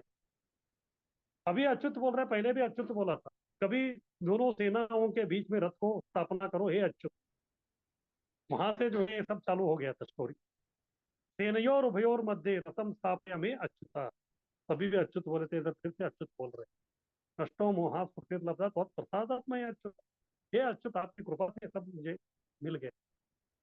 फिर भी जो है मैं मेरे मन से हिसाब से कुछ नहीं करूंगा, करिष्ये वचनम तब, आप जो बोल रहे हो वही मैं करूंगा। हाँ यही जो मेरे लिए अच्छा है, क्योंकि मैं भी धीर बन गया हूँ। इस प्रकार से जैसे अर्जुन कृष्ण से सुनकर धीर बने, उसी प्रकार से हम भी प्रामाणिक गुरु से विनीत भाव में सुनेंगे तो फिर हमको भी सही ज्ञान मिलेगा, फिर हम लोग भी धीर बनेंगे। आगे कीजिए।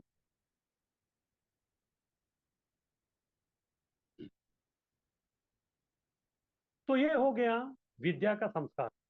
तो विद्या का संस्कार क्या है, वही जो 18 जो वस्तु बताए हैं उसी को हमारे जीवन में अनुशीलन करना, उसका पालन करना ही जो है विद्या का संस्कार है। वो करते जैसे करते करते आगे जाएंगे तो वैसे ही जो है हमारा विद्या, सही विद्या बढ़ता जाएगा फिर हम लोग जो है संस्कारवान सच्चरित्र व्यक्ति बनेंगे। ये हो गया विद्या के बारे में। अभी अविद्या का संस्कार क्या है, अविद्या क्या है उसके बारे में जो है भी इधर बता रहे हैं। तो अविद्या का संस्कार, सबसे पहले अविद्या का अंश क्या है, उसी जो भगवत गीता का वो जो श्लोक है 13वें अध्याय में, सबसे पहले भगवान कृष्ण ने 18 ज्ञान के अंश बोलने के बाद अंत में बोलते हैं अविद्या क्या है।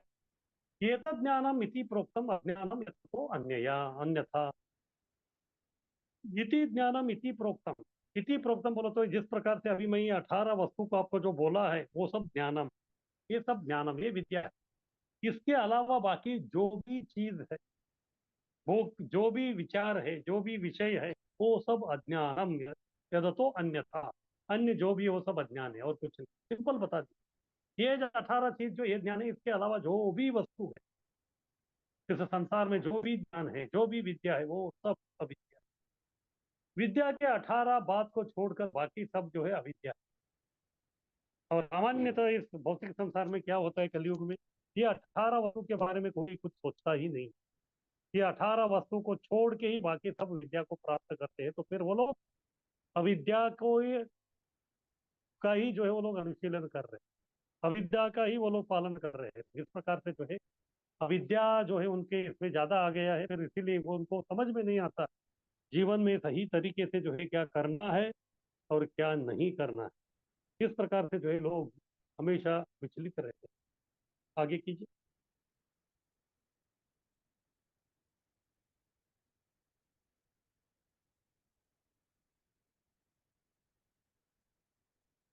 तो ठीक है, अभी अविद्या का स्वभाव क्या है, अविद्या को किस प्रकार से हम लोग समझ सकते हैं। तो भक्ति विनोद ठाकुर जी अपना एक कविता में लिखते हैं, ये जो माया है या जो अविद्या है, ये क्या है, छायाबाजी बोलते हैं। छायाबाजी, भौतिक ज्ञान के सारे भेद माया के बाह्य स्वरूप मात्र है, जिनके विकास से व्यक्ति गधे से बेहतर नहीं होगा। भक्ति विनोद ठाकुर कहते हैं ये जो भौतिक संसार का ये जो अविद्या का जो दुनिया है, ये एक छायाबाजी। छायाबाजी क्या है, छाया यानी कि वो असलियत नहीं है। काया का जो साया है वो छाया है, काया असलियत है, यानी कि शरीर जो है वो असली है, लेकिन हमारा जो परछाई है वो उसका अस्तित्व नहीं है। क्योंकि कभी कभी जो है वो साया भी रहता है, कब तक रहता है, जब तक वो आपका काया है यानी कि शरीर है। जब शरीर नहीं रहेगा तो फिर वो छाया भी नहीं दिखती। इस प्रकार से ये जो है केवल एक छायाबाजी है। छायाबाजी यानी कि पिक्चर थिएटर में जो है वो प्रोजेक्टर से आपको वो दिखाते हैं पे पर्दे के ऊपर, वो छायाबाजी। उधर कुछ है ही नहीं। वो सिनेमा के पर्दे पे जो हम लोग देखते हैं, उधर जो चल रहा है वो असलियत में है ही नहीं। वो जो है फिल्म में जो है कभी तो हुआ था, उसको जो है उसका शूटिंग कर दिया है, फिर बाद में छायाबाजी यानी कि पीछे से लाइट का प्रोजेक्शन करते हैं और उसका फिल्म का जो एक जो छाया है वो पर्दे पे दिखता है। लेकिन उधर जो है वो लोग जो है, अगर मान लीजिए कोई रामायण का पिक्चर, तो रामायण का वो पिक्चर में जो है स्क्रीन पे जो है राम जी का पात्रधारी दिखते हैं, लक्ष्मण दिख रहे हैं, हनुमान दिख रहे हैं, सब दिख रहे हैं, लेकिन असलियत में वो लोग है ही नहीं होता। हाँ, अगर नाटक होता है तो लोग उधर दिखते हैं, लेकिन ये छायाबाजी में नहीं, असलियत में। लेकिन फिर भी जो है लोगों को क्या लगता है कि अरे, लोग जो है उसके साथ अपने आप को जो है, जैसे पिक्चर चालू होता है, मूवी चालू होता है, तो उसके साथ में जो है लोग अपने आप को जो है संबंधित कर लेते हैं। उधर कुछ है ही नहीं, लेकिन फिर भी जो है वो जो कहानी चल रहा है, जो व्यक्ति है उसके साथ में जो है अपना मन को जो है उसमें लगा देते हैं पूरा। इसीलिए जब तक वो पिक्चर खत्म नहीं होता तब तक जो है बाहर के बारे में बिल्कुल उसको समझ में, बगल में सीट में कौन बैठता है वो भी व्यक्ति जो है भूल जाता है, किसके साथ वो कभी कभी पिक्चर देखने के लिए वो भी भूल जाता है। इतना जो है लोग उसमें तल्लीन हो जाते हैं। ये छायाबाजी। इसी प्रकार से ये जो भौतिक संसार है, ये माया का छायाबाजी। इधर भी जो है जो असलियत है उसको हम लोग कभी नहीं देखते। जो छाया है, जो माया हमको जो दिखाती है, उसी में जो हम लोग तल्लीन हो जाते हैं।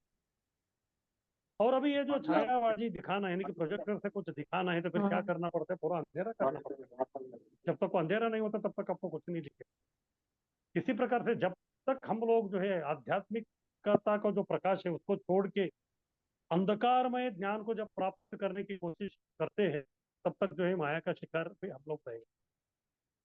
इस प्रकार से भक्ति विनोद ठाकुर अपनी इस कविता में कहते हैं, भौतिक ज्ञान के सारे भेद जो है माया के बाह्य स्वरूप, आध्यात्मिक ज्ञान को छोड़ के भौतिकता का जो ज्ञान आप कितना भी प्राप्त कर रहे हैं, वो क्या है? वो और कुछ नहीं है, वो केवल माया का जो है बाह्य एक प्रकार का स्वरूप है। कौन बोल रहे? भक्ति विनोद ठाकुर। कौन थे? नंबर 1 बैरिस्टर ब्रिटिश गवर्नमेंट में। बोले तो उन्होंने भौतिकता का जो अलग अलग जो किताबें थे उसका उन्होंने अध्ययन किया है और अपना अनुभव बता रहे हैं। ऐसा नहीं कि कोई हिमालय का साधु है, उसने कभी कॉलेज वॉलेज नहीं गया, वो नहीं। भक्ति विनोद ठाकुर इतने बड़े जो है प्रकार प्रकार के जो जज थे, उनके गोदरूम द्वीप जो घर था वहां से कृष्णा नगर तक जो है इन्होंने रेलवे लाइन डाल दिया था अंग्रेजों ने, ताकि वो समय पे उधर आ सके। इतने जो है बड़े चढ़े वो थे, तो फिर वो उनका ये अनुभव है। ये धीर व्यक्ति है भक्ति विनोद ठाकुर। वो बोल रहे कि भौतिक ज्ञान के सारे जो भेद है इस संसार के, वो माया के बाह्य स्वरूप और कुछ नहीं है। जिनके विकास से व्यक्ति गधे से बेहतर नहीं बनता। वो व्यक्ति कितना भी जो उसको विकास करने का कोशिश करे, बोले तो 1 PhD 2 PhD 3 PhD बस, और कुछ नहीं। ज्यादा से ज्यादा वो गधा बनेगा। जैसे हम लोग देखते हैं, अगर कोई भी व्यक्ति जो है ज्यादा पढ़ा लिखा नहीं है, तो फिर सामान्यतः वो जो है दूसरे गांव में जाके जो है नौकरी नहीं ढूंढ, अपने ही गांव में जो है छोटा मोटा जो है काम या कुछ तो करके उसी से वो संतुष्ट रहता है। सबसे ज्यादा प्रॉब्लम किसको होता है? जो ज्यादा पढ़ा लिखा है। अगर मान लीजिए कोई व्यक्ति जो है वो अपने गांव का इंजीनियरिंग कॉलेज में जो है उसने केमिकल इंजीनियरिंग की, अगर वो व्यक्ति केमिकल इंजीनियरिंग किया है तो फिर उसको जो है अभी जॉब उधर तो नहीं मिलेगा। जिधर दूर किधर भी जो है केमिकल फैक्ट्री है उधर जाके उसको जॉब ढूंढना पड़ेगा। किस प्रकार से अभी क्या हो गया, इस व्यक्ति को अपना परिवार सब कुछ छोड़ के जो उधर जाके गधे जैसा काम करना। लेकिन फिर भी जो है संसार इसी प्रकार से चल रहा है, तो इसीलिए जो है बस लोग वही कर रहे हैं। उनको लगता है कि ये मेरा विकास हो गया, लेकिन ये बस इस व्यक्ति का जो विकास है वो गधे से बेहतर और कुछ नहीं। तो गधा मुजरी करना पड़ेगा, बहुत मुश्किल वाला जीवन है बस। और जैसे हम लोग देखते हैं कोई भी संस्था में जो है अगर लोग जो है ऊंचे ऊपर ऊपर के जो अहुदा जो है पद जो है उसको प्राप्त करते हैं, तो उनका टेंशन बढ़ते जाता है। जैसे मान लीजिए कोई फैक्ट्री में जो है कोई काम करने वाला व्यक्ति है, वर्कर। अब जैसे 8 बज गया तो वो सब छोड़ के चला जाएगा, उसको जो है कोई लेना देना नहीं। फिर वो सब टेंशन किसको रहता है? उधर का सुपरवाइजर को रहता है। अभी ठीक है अगला व्यक्ति नहीं आया तो क्या करे। फिर बाद में सुपरवाइजर का भी जो एक लेवल का टेंशन रहता है, उसके ऊपर उनके जो मैनेजर है उसका जो और ज्यादा टेंशन रहता है, उसके बाद वो जो डायरेक्टर उसका ज्यादा, उसके बाद चेयरमैन। इस प्रकार जैसे ऊपर जाएंगे तो ऐसा जो है लोग जो है ज्यादा गधे जैसा काम करेंगे, फिर उनका टेंशन भी बढ़ता रहेगा। कुछ भौतिकवादी राजनेता अध्यात्म के बहाने सभ्यता की वर्तमान पद्धति को आसुरी बनाकर उसकी निंदा करते हैं, इसलिए आसुरी स्थिति नहीं बदलती। तो कोई पूछ सकता है कि भाई इतना जो है ये स्थिति इतना क्यों बिगड़ गया है? इसका मूल कारण जो है राजनेता लोग हैं, क्योंकि ये सब भौतिकवादी लोग केवल अपने स्वार्थ के लिए जो है ये सब सियासती के जो अलग अलग प्रकार के चाल चलाते रहते हैं। ये पूरा लोग हैं, इनको जो है लोगों का जो है कुछ भलाई की कोई जो है उनकी इच्छा नहीं है। और दूसरा जो अध्यात्म के बारे में जो है इनको बिल्कुल कुछ मालूम नहीं है। केवल कभी कभी आध्यात्मिकता दिखाते भी है तो केवल एक प्रकार का बहाना है उनका। फिर इसकी वजह से क्या होता है, अगर लोग जो है आध्यात्मिकता से दूर जाते हैं तो फिर टेंशन तो बढ़ेगा ही। क्योंकि केवल एक आध्यात्मिकता ही है, उसमें जो है व्यक्ति शांत रह सकता है, उसमें जो है व्यक्ति शांत रह सकता है। अगर आध्यात्मिकता का जो है उसके जीवन में जो है रंच मात्र भी जो है कुछ भी स्थिति है ही नहीं उसका कुछ, तो फिर वो व्यक्ति शांत कैसे हो? इसलिए हम लोग देखते हैं वर्तमान जो परिस्थिति है इस भूमंडल का, इसमें जो सब लोग अशांत है। हर कोई देश जो है दूसरे देश के ऊपर जो है बस लड़ाई करना चाहता है, उसको हड़पना चाहता है। इस प्रकार अलग प्रकार का ये सब चल रहा है। तो इस प्रकार का स्थिति किसने किया? इस प्रकार का स्थिति ये राजनेता लोग, पॉलिटिशियन लोग, जो लीडर्स है, मिनिस्टर लोग हैं, उन्होंने ये सब किया है। फिर बाद में ये लोग गाली किसको देते? बाकी लोगों को गाली देते हैं, ये आपकी वजह से हो गया, ये इसकी वजह से हो, अपने ऊपर जो है कुछ लेते नहीं।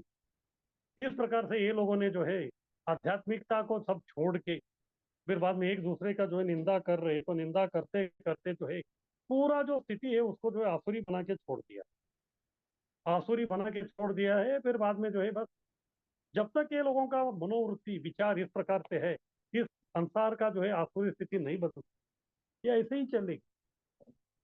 तो जैसे कभी कभी लोग सोचते हैं कि ठीक है अभी इलेक्शन तो आ गया, लेकिन किसको चुने? हाँ, एक जो असुर नंबर 1 है और दूसरा असुर नंबर 2 है, तीसरा असुर नंबर 3 है, और दूसरा कोई अच्छा व्यक्ति दिखता ही नहीं। या फिर कभी कभी हमको लगता है कि अरे ये तो बहुत अच्छा व्यक्ति है, हमारे लिए कितना काम कर रहा है। जब तक उसको जो है कोई मिनिस्टर का पोस्ट नहीं मिलता तब तक वो अच्छा रहता है। जैसे उस गद्दी पे बैठता है, अभी वो गद्दी का क्या प्रभाव है मालूम नहीं, वो व्यक्ति भी असुर बन जाता है। किस प्रकार से ये लोग जो है वर्तमान जो पद्धति है या सभ्यता है उसको पूरा जो है विनाश कर दिया है। विनाश करने के बाद जो है उसका निंदा कर रहे हैं, अरे ऐसा हो गया, आउट ऑफ कंट्रोल हो गया, ऐसा ये है।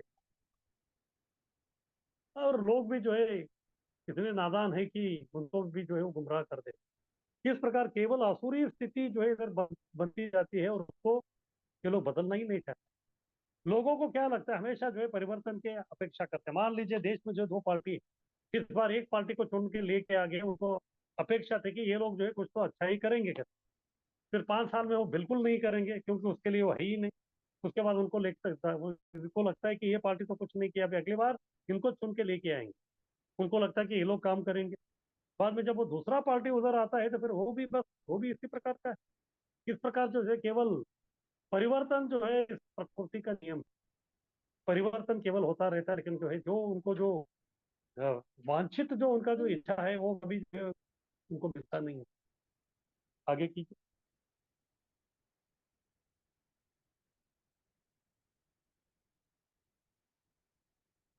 और आधुनिक समाज में बालक भी जो है अपने आप को आत्मनिर्भर समझकर गुरुजनों का सम्मान नहीं करते। उदाहरण विश्व में आजकल हम देखते हैं ये इसीलिए हो गया है कि जो विद्यार्थी लोग जो है गुरु जी के सरदर्द इसीलिए बने हैं क्योंकि घर में जो है उनको किसी प्रकार का जो है संस्कार नहीं दिया जाता। और बच्चों का जो है कैरेक्टर डेवलपमेंट यानी कि उनका जो है नैतिकता का जो है मूल्य बढ़ते ही नहीं। घर वाले जो उसके बारे में जो है बिल्कुल ये नहीं करते, तो फिर अभी घर में जो है व्यक्ति अपने जो बच्चे हैं उनको जो है संस्कार देना, उनको चरित्रवान बनाना आसान होता है क्योंकि एक दो ही बच्चे हैं आपके, फिर उनके ऊपर जो है नजर रख सकते हैं। अभी ये लोग स्कूल में जाते हैं तो फिर वो जो मास्टर है उसके पास में जो है 50 60 70 बच्चे हैं, तो किस किस को वो ये देखेगा। हाँ, उनके पास उतना समय ही नहीं है और ऊपर से जो है उनके ऊपर प्रेशर है, जो भी सिलेबस है उसको कंप्लीट करना है। तो इस प्रकार से जो आधुनिक समाज का जो बालक है, आजकल हम देखते हैं, आजकल जो है ये सब टेक्नोलॉजी का जमाना है। टेक्नोलॉजी का जमाना होने के कारण आजकल जो है कभी होता है कि वो जो पिताजी है उनके जमाने में इतना सब टेक्नोलॉजी नहीं। कुछ जो लोग हैं उनको मोबाइल चलाने को भी नहीं आता। हाँ, वो अपने हिसाब से जो काम काज सब कर रहे हैं। आजकल जो टेक्नोलॉजी सब चेंज हो गया। फिर बाद में जो है बच्चा जो है उसको मोबाइल चाहिए, ये चाहिए, वो चाहिए, सब कुछ है। फिर बाद में उसको लगता है कि मुझे मुझे जो सब समझ में आता है वो मेरे पिताजी को समझ में नहीं आता, घर वालों को समझ में नहीं आता। इसलिए उसको लगता है कि बस मैं जो है उनसे ऊंचा हूं। फिर नम्रता किधर आ गई। इस प्रकार से वो व्यक्ति जो है नम्रता कभी नहीं दर्शाता, तो फिर बाद में दम यानी कि अहंकारी बनता है, घमंडी बनता है। इस प्रकार घर में ही उसका रवैया है। और उसको जो है घर वाले जो है कभी कभी जो है घर वालों को ये समझ में भी नहीं आता क्योंकि उनके पास ही समय नहीं है। आजकल की इसमें हम देखते हैं कि केवल जो है पति जो है वो कमा के नहीं चलता, पत्नी को भी जो है कुछ काम करना पड़ता है। अगर दोनों काम करने के लिए गए तो घर में तो कोई बुजुर्ग है ही नहीं, तो फिर बच्चे को देखेगा कौन। हाँ, बच्चे को जो है पैसा देते हैं, सब कुछ देते हैं, तू ये कर लो वो कर लो, तो और ज्यादा बिगड़ जाता है क्योंकि उसके ऊपर नजर रखने वाला कोई नहीं है, उसके ऊपर बिल्कुल अंकुश नहीं है। फिर बाद में उसको लगता है कि मुझे जो चाहिए मैं कर सकता हूँ, वो अपने आप को जो आत्मनिर्भर समझता है। जब इस प्रकार घर में ही जो है वो आत्मनिर्भर समझता है तो फिर जब स्कूल में आता है तो फिर गुरु जी का कहाँ सुनेगा। गुरुजनों का जो है सम्मान नहीं करता। पर आजकल जो आधुनिक शिक्षण का जो प्रणाली है उसमें जो है हमारा पूरा जो है पाश्चात्य देश का जो है उसको हम लोगों ने अनुकरण कर लिया। यानी कि 50 साल पहले जो है पाश्चात्य देशों में जो एजुकेशन सिस्टम का जो वाट लग गया था, तो आजकल इधर वैसे ही चल रहा है। तो हमारा शास्त्र भी कहते हैं कि 5 साल तक जो है कम से कम जो है बच्चे को जो है दंड देना ही चाहिए। लालन पालन तो करना है, थोड़ा तो है बीच में उसको दंड कर देना चाहिए। उसको जो है दंड का मतलब ये नहीं कि जानबूझकर उसको मारना, उसको जो है थोड़ा चरित्र बनाने के लिए जो है हमको जो है कोशिश करने के लिए वो करना जरूरी है। उसको एक प्रकार का भय होना चाहिए गुरुजनों अगर माँ बाप ने उसको नहीं मारा या फिर गुरुजनों ने भी नहीं मारा तो फिर बाद में वो किसी के सामने नहीं झुके। फिर बाद में एक व्यक्ति दूसरे व्यक्ति के साथ जो है झुकने नहीं सीखेगा तो फिर हमेशा झगड़ा ही चलता रहेगा उसके जीवन में। इस प्रकार से बच्चों को भी लगता है कि अरे ये गुरुजी मुझे क्या सिखाएंगे, मुझे तो सब कुछ मालूम है। आजकल जो है सबका एक ही भगवान है, वो है गूगलेश्वर। तो लोगों को कुछ भी चाहिए तो गूगल में डाल देते हैं, उसको जो चाहिए सब इन्फॉर्मेशन मिल जाता है। और कभी कभी जो वो बोलते हैं कि अरे गुरुजी आपको मालूम नहीं हो, सब हमको मालूम है, फिर आप क्या है का गुरु है, किस प्रकार से उनको चैलेंज कर। लेकिन ठीक है, ये सब भौतिक ज्ञान के लिए जो ऐसा सब हो सकता है, लेकिन आध्यात्मिक ज्ञान में ऐसा नहीं होगा, क्योंकि आध्यात्मिक ज्ञान जो है वो आत्मा के स्तर पे। केवल गूगल या जो है किताब पढ़ने से जो आपको आध्यात्मिक ज्ञान जो है वो नहीं मिलता। तो इसलिए ये जो अविद्या है, यानी कि जो भौतिक विद्या है, इसको जो अगर कोई व्यक्ति या बालक जो है सीखने का कोशिश करता है तो फिर वो अपने आप को जो है उस्ताद समझता है। उसको लगता है कि मुझे सब कुछ मालूम है, तो फिर बस फिर गुरु के प्रति नम्रता नहीं रहेगा, स्कूल में जो अच्छी तरह से श्रवण नहीं करेगा तो फिर हो गया।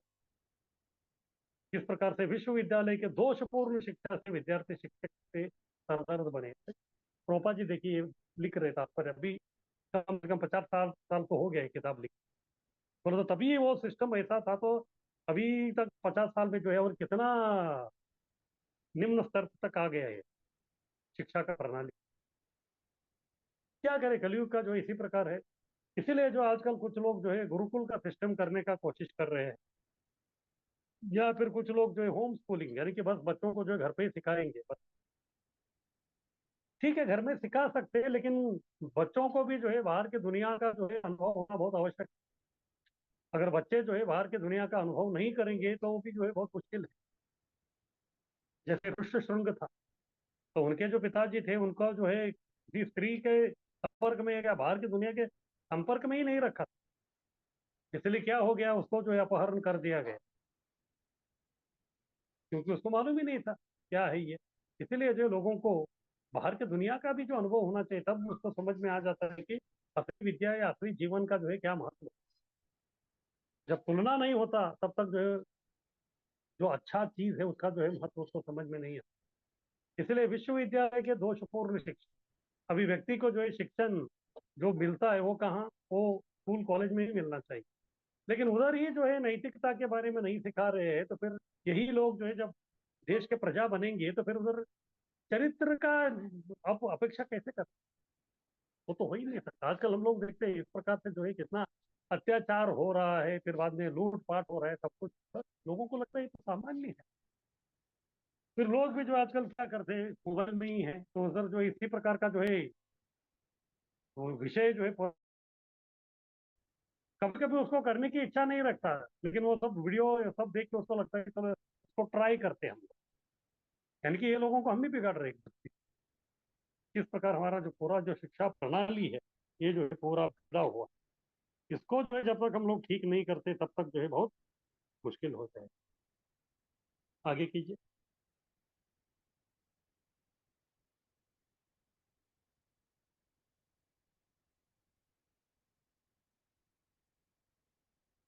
तो विश्वविद्यालय जो है अविद्या का केंद्र है, जहाँ दूसरे देश को नाश करने के लिए जो है घातक अस्त्र कुछ है। तो हम लोग देखते हैं आजकल जो है विश्वविद्यालय में, यानी कि जो यूनिवर्सिटी कॉलेज उधर जो है अलग अलग प्रकार के जो है विद्या मिल रहा है। तो एक है न्यूक्लियर फिजिक्स। हाँ, तो उसमें जो है उसको किस प्रकार से एटॉम बम बनाने का या उसका किस प्रकार से जो उसका सिद्धांत है वो सब सिखाया जाता है। तो फिर इससे क्या हो जाएगा, लोग जो है अलग अलग प्रकार के टेक्नोलॉजी बना रहे हैं, तो उनको लग रहा है कि मेरा देश का जो है सेना या संरक्षण का जो व्यवस्था है उसमें जो है मैं कुछ तो कंट्रीब्यूशन दे रहा हूँ। अलग अलग प्रकार का मिसाइल बना रहा हूँ, अलग अलग प्रकार का ड्रोन बना, ये बना रहा हूँ, वो बना रहा हूँ। लेकिन इससे क्या हो जाएगा, एक दूसरे देश जो है उसके साथ जो है केवल आपका कंपटीशन चलता रहे। ऐसा कहते हैं कि देश का जितना जो बजट का जो पैसा है उसमें 50% से ज्यादा जो है वो डिफेंस में चला जाता है, और वो करना अनिवार्य है। अगर मान लीजिए आपका बगल का जो देश है उसमें जो है एक लेटेस्ट जो है कोई एक अस्त्र का उन्होंने निर्माण किया या फिर उसको खरीदा, तो फिर क्या करना पड़ेगा, उससे भी बढ़कर जो है कोई अस्त्र आपको खरीदना ही पड़ेगा। नहीं तो जो है आप उसके साथ जो है उसका विरोध नहीं कर सकता, जो है आप मुकाबला नहीं कर सकते। इस प्रकार जबरदस्ती, इसलिए आजकल जो है ये जो वेपन बिजनेस है, हाँ, ये जो शस्त्रों का ये जो व्यापार है, ये बहुत बड़ा है। और जैसे बीच में जो है वियतनाम वॉर हो गया, वियतनाम जो है बहुत ही छोटा ये जगह है, और उधर जो है अमेरिका का सेना के साथ उनका लड़ाई चल रहा था कई वर्षों तक क्यों चला? क्योंकि ये दो पूरा जो युद्ध था ये एक ये स्पॉन्सर्ड प्रोग्राम, क्योंकि उनके पास जो है बहुत सारे वेपन पड़े हुए थे, उसका जो इस्तेमाल करना था, उसका जो है बेचना था। तो कभी कभी ये बड़े बड़े जो राष्ट्र है वो क्या करते हैं, छोटे राष्ट्रों में के बीच में जो है युद्ध चलाते हैं, ताकि उनका जो है शस्त्रों का बिजनेस चलता रहे। कितने लोग मर रहे क्या है उसका उनका कोई लेना देना नहीं। आजकल हम लोग देखते हैं तो इसराइल पैलेस्टाइन उधर जो सब चल रहा है, या यूक्रेन रशिया में चल रहा है, सब वैसे ही है। इस प्रकार जो है विश्वविद्यालय लोगों को अविद्या का केंद्र होने के कारण एक दूसरे देश का नाश करने के घातक अस्त्र जो है खोजने का विद्या दे रहे हैं। तो इसको विद्या ऐसे कह सकते हैं। जब आपके पास जो विद्या है उससे जो है किसी का निर्माण नहीं हो रहा है, केवल जो है संहार हो रहा है, तो फिर उसको हम लोग विद्या नहीं कहते। इस प्रकार से ये सब जो है बस पूरा अविद्या के केंद्र बन गए हैं, और एक दूसरे को जो है बस, इनके पास भी वो बम है और उनके पास भी जो है बम है, तो फिर करना क्या है, बस ये बटन दबाएगा, वो भी बटन दबाएगा, दो इनके यहाँ गिरेगा तो उनके यहाँ गिरेगा। फिर आजकल जो है कभी कभी डायरेक्ट युद्ध नहीं होता, फिर लोगों को मारने के लिए और अलग प्रकार का अस्त्र है इनके पास, केमिकल वेपन, रसायन का। या फिर ये कोविड ही काफी हो गया, ये कोविड को निर्माण करके जो है पूरा जगत में छोड़ दिया, तो फिर हो गया। तो बाकी जो है इस प्रकार से युद्ध करने का कोई जरूरी नहीं है। ये है बायोलॉजिकल वार। हाँ, तो इस प्रकार अलग प्रकार का ये है। या फिर कभी कभी ये लोग जो है बहुत ही घातक पेस्टिसाइड जो खेतों में जो है रासायन का सिंचन करने के लिए ये करते हैं, वो भी बहुत ही घातक रहते हैं। इस प्रकार घातक वाला जो है केवल जो है आपके जो धान्य है उसके ऊपर स्प्रेड कर दीजिए, फिर व्यक्ति को उसको खाना पड़ेगा, खा के जो है व्यक्ति मर जाता है, तो फिर वो भी एक प्रकार का युद्ध है। इस प्रकार से जो इनको लगता है कि हम लोग कहाँ R&D कर रहे हैं, रिसर्च एंड डेवलपमेंट सब कर रहे हैं, लेकिन कहाँ जा किधर रहे हैं आप लोग? केवल जो है घातक या संहार की तरफ ही आपका जो है सब जा रहा है। तो फिर इसको हम लोग विद्या कैसे कह सकते हैं? ये अविद्या ही। वहाँ छात्रों को ब्रह्मचर्य नियम की न शिक्षा दी जाती है, न उन्हें शास्त्र आदेश में विश्वास। अभी हम लोग देखते जैसे गुरुकुल में था, तो गुरुकुल में जो है 5 साल से लेके 25 साल तक वो लोग उधर ही रहते। उनको उनको जो है ब्रह्मचर्य का पालन करना पड़ता। ब्रह्मचर्य का मतलब जो है केवल शादी नहीं करना वो नहीं है। ब्रह्मचर्य क्या यानी कि ब्रह्मम चरंती इति ब्रह्मचर्य। उनका मन जो है हमेशा ब्रह्मन यानी कि परमात्मा में लगाना, यानी कि आध्यात्मिक ज्ञान का विशीलन करना। लेकिन कोई छात्र को कोई भी आजकल का जो कॉलेज है उधर जो है ये ब्रह्मचर्य यानी कि आध्यात्मिकता के बारे में जो उनको बिल्कुल जो है कुछ बताया नहीं जाता, क्योंकि उनको ही उसके बारे में मालूम नहीं है, तो फिर छात्रों को कैसे बताएंगे? तो इसलिए ब्रह्मचर्य यानी कि आध्यात्मिकता का जो नियम है कोई भी जो संस्था है वो बताता नहीं। पहले के जमाने में, हमारे जमाने में जो है जब हम लोग जाते थे तो कम से कम स्टार्टिंग में जो है प्रार्थनाएं होती थी। हाँ, ऋग्वेद के कुछ मंत्र बोलते थे, या फिर अलग अलग प्रकार सब ये होता था। तो उससे जो है व्यक्ति का जो है वो मंत्र सुनने से ही शांत हो जाता था।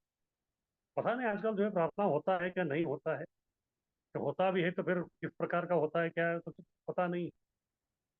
फिर अगर कोई स्कूल कॉलेज में जो अगर वो अपना धर्म का भी कुछ करना चाहता है तो फिर उसके ऊपर भी पाबंदी है।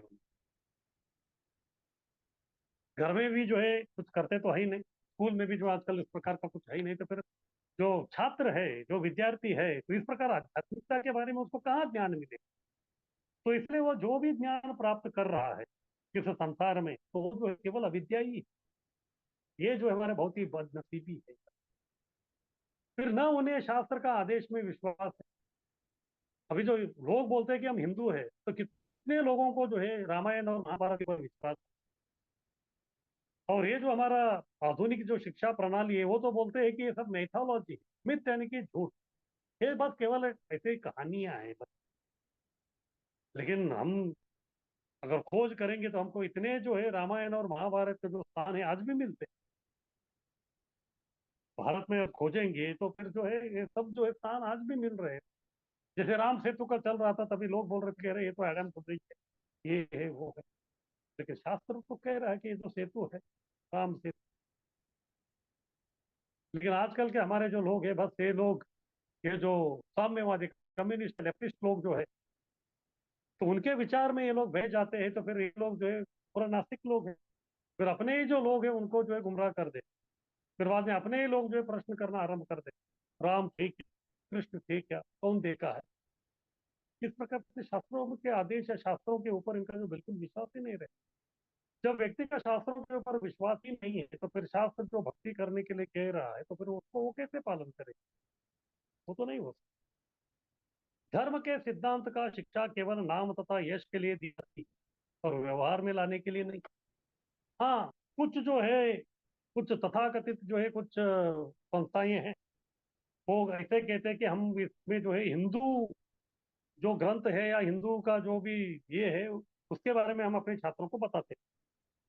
तो ठीक है, आप जो है वो धर्म के जो सिद्धांत है उसको जो है आप सिखा रहे हैं, लेकिन केवल जो अभी सिखाना है करके, या फिर केवल नाम के लिए या फिर यश के लिए आप सब दे रहे हैं, लेकिन उसको जो है आपके जो विद्यार्थी है अपने जीवन में उतार रहे हैं।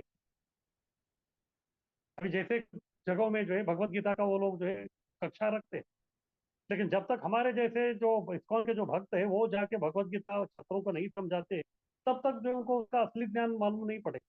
अगर कोई मायावादी व्यक्ति जो है वो आगे भगवत गीता पढ़ाएगा, तो वो जो छात्र है वो कभी भी हरे कृष्ण महामंत्र बोलेगा ही नहीं अपने जीवन में। तो फिर जो भी वो शास्त्र के नाम पे जो भी उनको बताया जा रहा है, उसमें वो व्यक्ति प्रैक्टिस कितना कर रहा है? क्योंकि ये जो शास्त्र है या फिर हमारा जो धर्म है या इनके जो नियम है, वो हमारे जीवन में उतारना है।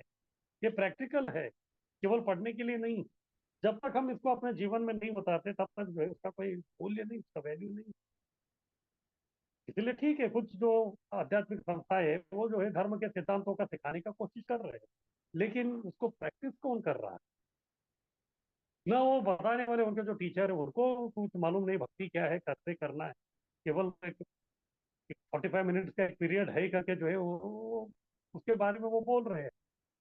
जब तक जो उसका पालन नहीं कर रहा वो व्यक्ति आके लोगों को नहीं समझाएगा, लोगों को समझ में नहीं आता। तो इसलिए हम जो इस्कॉन के जो लोग हैं, हमारा ये बहुत ही कर्म करते हुए कि हम लोग जाए कहाँ स्कूल में, फिर वैल्यू एजुकेशन के नाम पे जो ये सब चीज आजकल कई जगहों में जो इस प्रकार का प्रयास हो रहा है, ये बहुत ही सराहनीय है। तब जाके जो है लोग, फिर हम लोग जो है कभी कभी हमारे जो सेंटर है उधर भी जो है बच्चों के लिए प्रोग्राम रखते हैं। तो बच्चे आते हैं तो बच्चे के पीछे पीछे पेरेंट भी आते हैं। फिर बाद में धीरे धीरे वो जो पेरेंट्स है, जो माता पिता है, वो भी जो भक्त बनते हैं। इस प्रकार से ये जो धर्म के सिद्धांत का शिक्षा जो है केवल नाम मात्र के लिए करते हैं या यश के लिए करते हैं, और व्यवहार में लाने के लिए नहीं करते, तो इसमें भी अविद्या का ही एक प्रकार का लक्षण है। क्योंकि जीवन में उतारना है। जब तक इसको जीवन में उतार के आत्मसात नहीं करते, तब तक जो इसका मूल्य हमको समझ में नहीं आता। आगे की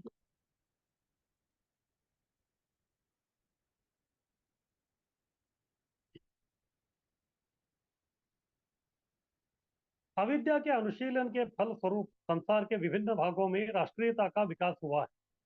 कोई नहीं सोचता कि इस अंतरिक्ष में तैरने वाली छोटी सी पृथ्वी समस्त आवश्यकता से सज्ज है। लोगों को जो है केवल अविद्या ही मिल रहा है। इसके फल स्वरूप क्या हो गया है? विभिन्न भागों में राष्ट्रीयता का विकास हो गया है। वो बोल रहे कि ये मेरा राष्ट्र, दूसरा बोलता है कि ये मेरा राष्ट्र। अभी देखिए, कुछ वर्ष पूर्व में ये अफगानिस्तान हो, पाकिस्तान हो, या फिर बांग्लादेश हो, श्रीलंका हो, ये सब जो है हमारा भारतवर्ष का एक सब वो भाग।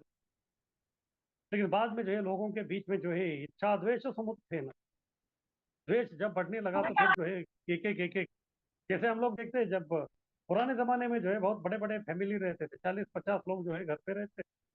फिर बाद में जैसे जो है बच्चों का शादी होने लगा, तो फिर बाद में वो अपना घर बनाया, अपना घर बनाया, इस प्रकार से सब जो है फूटते गए वो लोग।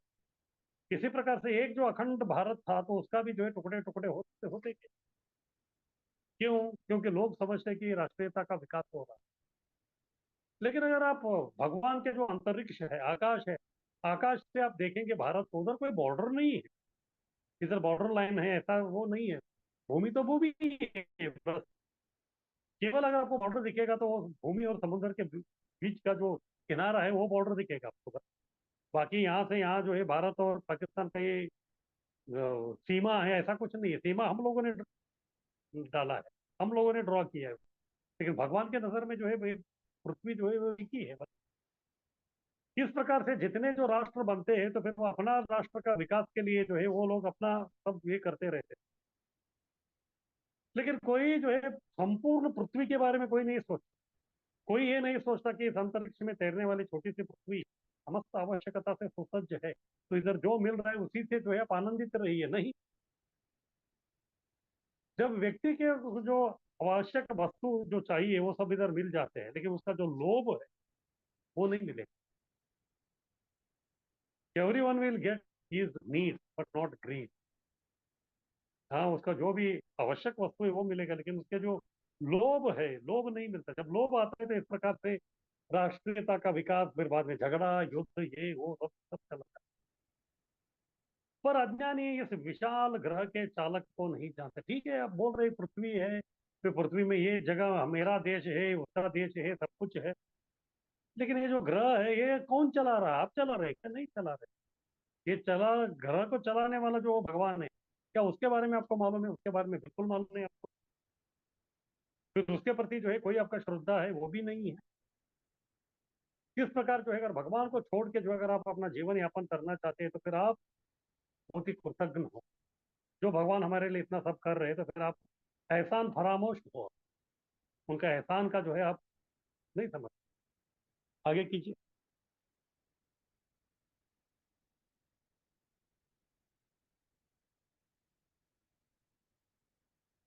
जीव अन्य ग्रहों पर आधिपत्य जताना चाहता है, पर वह जन्म मृत्यु चक्र में है। अभी हम लोग देखते हैं कभी कभी जो है अभी आजकल लोग जो है मंगल ग्रह में जाना चाहते हैं, ये ग्रह में जाना चाहते हैं, चांद पे जाना चाहते हैं। लेकिन प्रभुपाद जी का प्रश्न यही है कि ठीक है आप चांद पे जाइए, किधर भी जाइए, लेकिन आपका जीवन का जो असली समस्या है जन्म मृत्यु जरा व्याधि, ऐसा नहीं कि चांद पे जाने के बाद जो है जन्म मृत्यु जरा व्याधि के चक्र से आप छूटने वाले नहीं। स्वर्ग में जाइए या चंद्रलोक में जाइए, इंद्रलोक में जाइए, किधर भी जाइए, ये तो रहने वाला है। तो इसलिए अन्य ग्रहों के ऊपर जाके आधिपत्य जताने कर कुछ नहीं होगा। आपको अपने ऊपर आधिपत्य जताना पड़ेगा। अपने आप को संभालिए आप। हाँ, अपने आप को आप संभाल के जो है जन्म मृत्यु चक्र से बाहर निकलने का कोशिश करेंगे तो तब जाके जो आपको आध्यात्मिक जीवन आरंभ होगा। फिर जो है फिर से आपको जो है इस नश्वर जो संसार है इसमें जो है नश्वर शरीर प्राप्त करने की कोई आवश्यकता नहीं पड़ेगी। और ये जो भी ग्रह है, अगर चांद पे भी आप जा रहे हैं तो उसका भी जो है एक अवधि है। उसकी निर्धारित 100 वर्ष की आयु भी घटकर मनुष्य का जो अभी 20-30 वर्ष ही हो गई। पहले पुराने जमाने में जो है लोगों का आयु अच्छा था, क्योंकि जो है तभी कोई पोल्यूशन नहीं था, प्रदूषण नहीं था। आजकल इतना प्रदूषण है, बहुत मुश्किल। सांस लेने के लिए अच्छा जो है व्यक्ति को हवा भी नहीं मिलता, तो फिर आयु कैसे बढ़ेगी? उसकी प्राण वायु ही नहीं मिल रहा। इसीलिए निर्धारित पहले जो बोलते थे कि 100 साल जीवे शरत शतम, आशीर्वाद देते थे तुम जियो 100 साल। लेकिन आजकल आयु भी घट के बहुत 20-30 साल में ही जो है खत्म हो जाती। फिर भी ये लोग जितना आयु है उतने में ही इंद्रिय तृप्ति करते हैं। जैसे अगर कोई व्यक्ति को जो है बहुत बड़ा रोग है, फिर डॉक्टर बोलता है बस 6 महीना आपका, फिर तभी वो क्या करते हैं? कुछ नहीं करता। वो 6 महीने में जो जितना मजा मस्ती करना है उसी में लग जाता है, क्योंकि अगले जीवन या भक्ति के बारे में, आध्यात्मिकता के बारे में बिल्कुल ये नहीं। जैसे परीक्षित महाराज थे, उनको भी मालूम हो गया कि उनके केवल 7 दिन है। राजा थे तो तभी वो भी खुद जो है बैठ के इंद्रिय तृप्ति कर सकते थे, नहीं किया उन्होंने। सबसे पहले राज्य को त्याग, फिर अपने आप को जो है भगवान के चरणों में जो समर्पित कर दिए। ये है असली जीवन, लेकिन कितने लोग करते हैं? इसीलिए जो भौतिकवादी जो लोग हैं, जितना आयु है उतने में ही इंद्रिय तृप्ति करने का वो कोशिश करते हैं। कुछ मूर्ख राष्ट्रीय हदबंदी करके हर राष्ट्र को दूसरे राष्ट्र का सरदर्द बनाए। जैसे मैं बता रहा, पहले हिंदुस्तान एक ही था, अभी इधर एक पाकिस्तान हो गया, उधर एक नेपाल हो गया, इधर ये हो गया। इस प्रकार हदबंदी, ये मेरा इलाका, LOC, लाइन ऑफ कंट्रोल, इतना बना बना के जो है सब जगह से सरदर्द। अभी भारत के ऊपर इधर पाकिस्तान अटैक करने के लिए तैयार, उधर रशिया है, इधर ये है, इधर वो है। एक दूसरे का जो है सरदर्द बन के बैठ गए। और राष्ट्र का 50% से अधिक शक्ति जो है सुरक्षा साधन में व्यर्थ जा रहा। वही पैसा जो है हम लोग दूसरा जो है परोपकार काम के लिए, लोगों का जो है जो हित होने वाला काम के लिए पब्लिक वर्क डिपार्टमेंट में हम लोग डाल सकते थे। लेकिन जबरदस्ती हमको जो है अपना जो बजट का जो ज्यादा 50% पैसा है वो डिफेंस में डालना पड़ रहा है, क्योंकि इसकी वजह से, क्योंकि एक दूसरे के ऊपर जो है बिल्कुल विश्वास नहीं है। अगर वो लोग हमारे ऊपर आक्रमण करेंगे तो उनका प्रति आक्रमण करने के लिए हमको जो है अपने पास भी जो है ये बहुत ही जो है सुसज्जित जो है हमारे पास शस्त्र जो है वो होना बहुत जरूरी है। आगे कीजिए।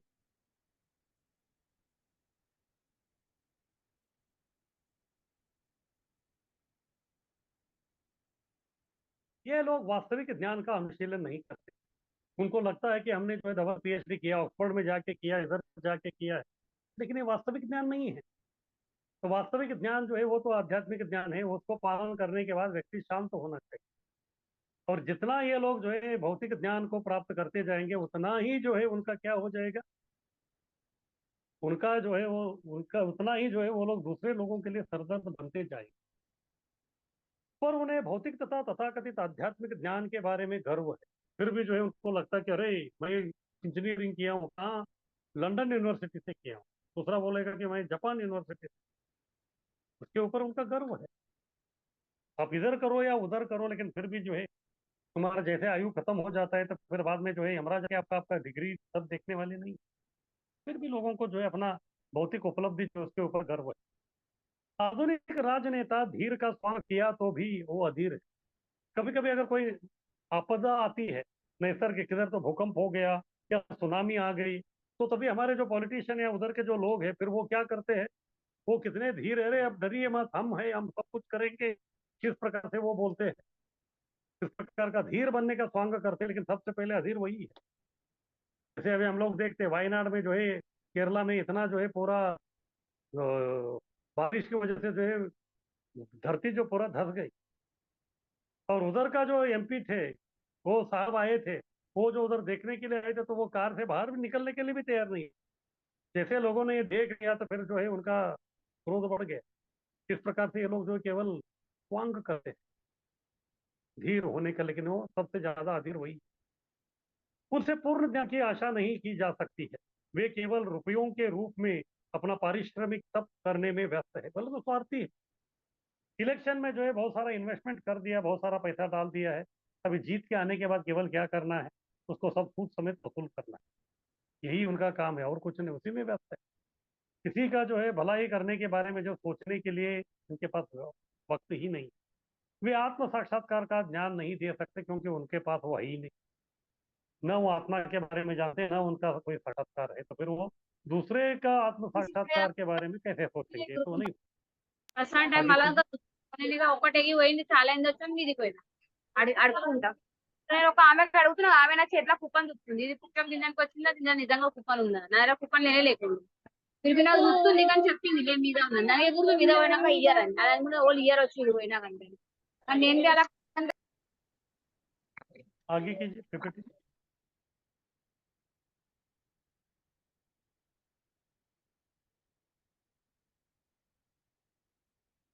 हरे कृष्ण। और किसी का कुछ प्रश्न है तो पूछ सकते हैं। हरे कृष्णा प्रभु जी। मेरा ये प्रश्न है कि हमारा जो एग्जाम का पैटर्न है, इस वाले एग्जाम का शीर्षोपनिषद का, वो सेम रहेगा पिछले पैटर्न की तरह? हाँ सेम रहेगा, लेकिन उसमें थोड़ा बदलाव है क्योंकि लास्ट टाइम जो है 4 श्लोक आपको लिखना था, इस बार केवल 2 ही श्लोक लिखना है। तो इसलिए वो जो 10 मार्क है वो आपको छोटा छोटा जो आंसर है उसमें एक्स्ट्रा आएगा।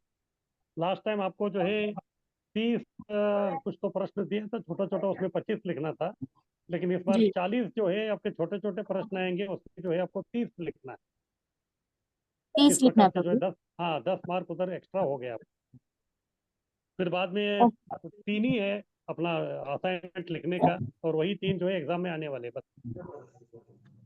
ठीक है प्रभु जी, थैंक यू प्रभु जी। हरे कृष्णा, हरि हरे प्रणाम। हरि हरे हरे कृष्ण। हरि बोल। हरी बोल। हाँ प्रभू जी, तो आता जो 18 हे सांगितलेत ना प्रभू जी, विद्येचे संस्कार। हरी बोल। हाँ बोलिए। हाँ, आता ह्यामध्ये प्रश्न आहे प्रभूजी, लघुत्तरीमध्ये विद्येचे विकास करण्याचे विभिन्न विधी कोणते, मग हे 18च्या 18 लिहायचे का प्रभूजी? हाँ 18 चे 18 लिहावं लागेल, एक एक शब्द लिहावा लागेल, एक एक वाक्य लिहावं लागेल। हाँ ठीक आहे। हरि बोल।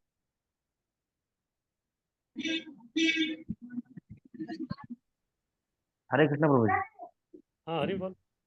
प्रभु जी वो असाइनमेंट वही ना विभाग 2 लिखना, वो पूरा असाइनमेंट वही है ना, 1 2 3। हाँ हाँ, 1 2 3 ही है, 3 असाइनमेंट ही लिखना है, लेकिन लंबा लंबा लिखना पड़ेगा आपको, 3 3 4 4 पेज। मतलब ये पूरे श्लोक के ऊपर नहीं लिखा, वो अपना इससे लिखना है ना तीनों। श्लोक नहीं है, इस बार आपको अपना खोपड़ी चलाना पड़ेगा। हाँ पहले जैसा वो श्लोक के हिसाब से नहीं, पूरा बुक को पढ़ के आपको जो है अपना खोपड़ी चला के लिखना पड़ेगा इस बार। इतना आसान हाँ नहीं इस हाँ बार लिखना। लास्ट टाइम केवल हाँ। आप लोग जो है कॉपी करके कट पेस्ट मारा था।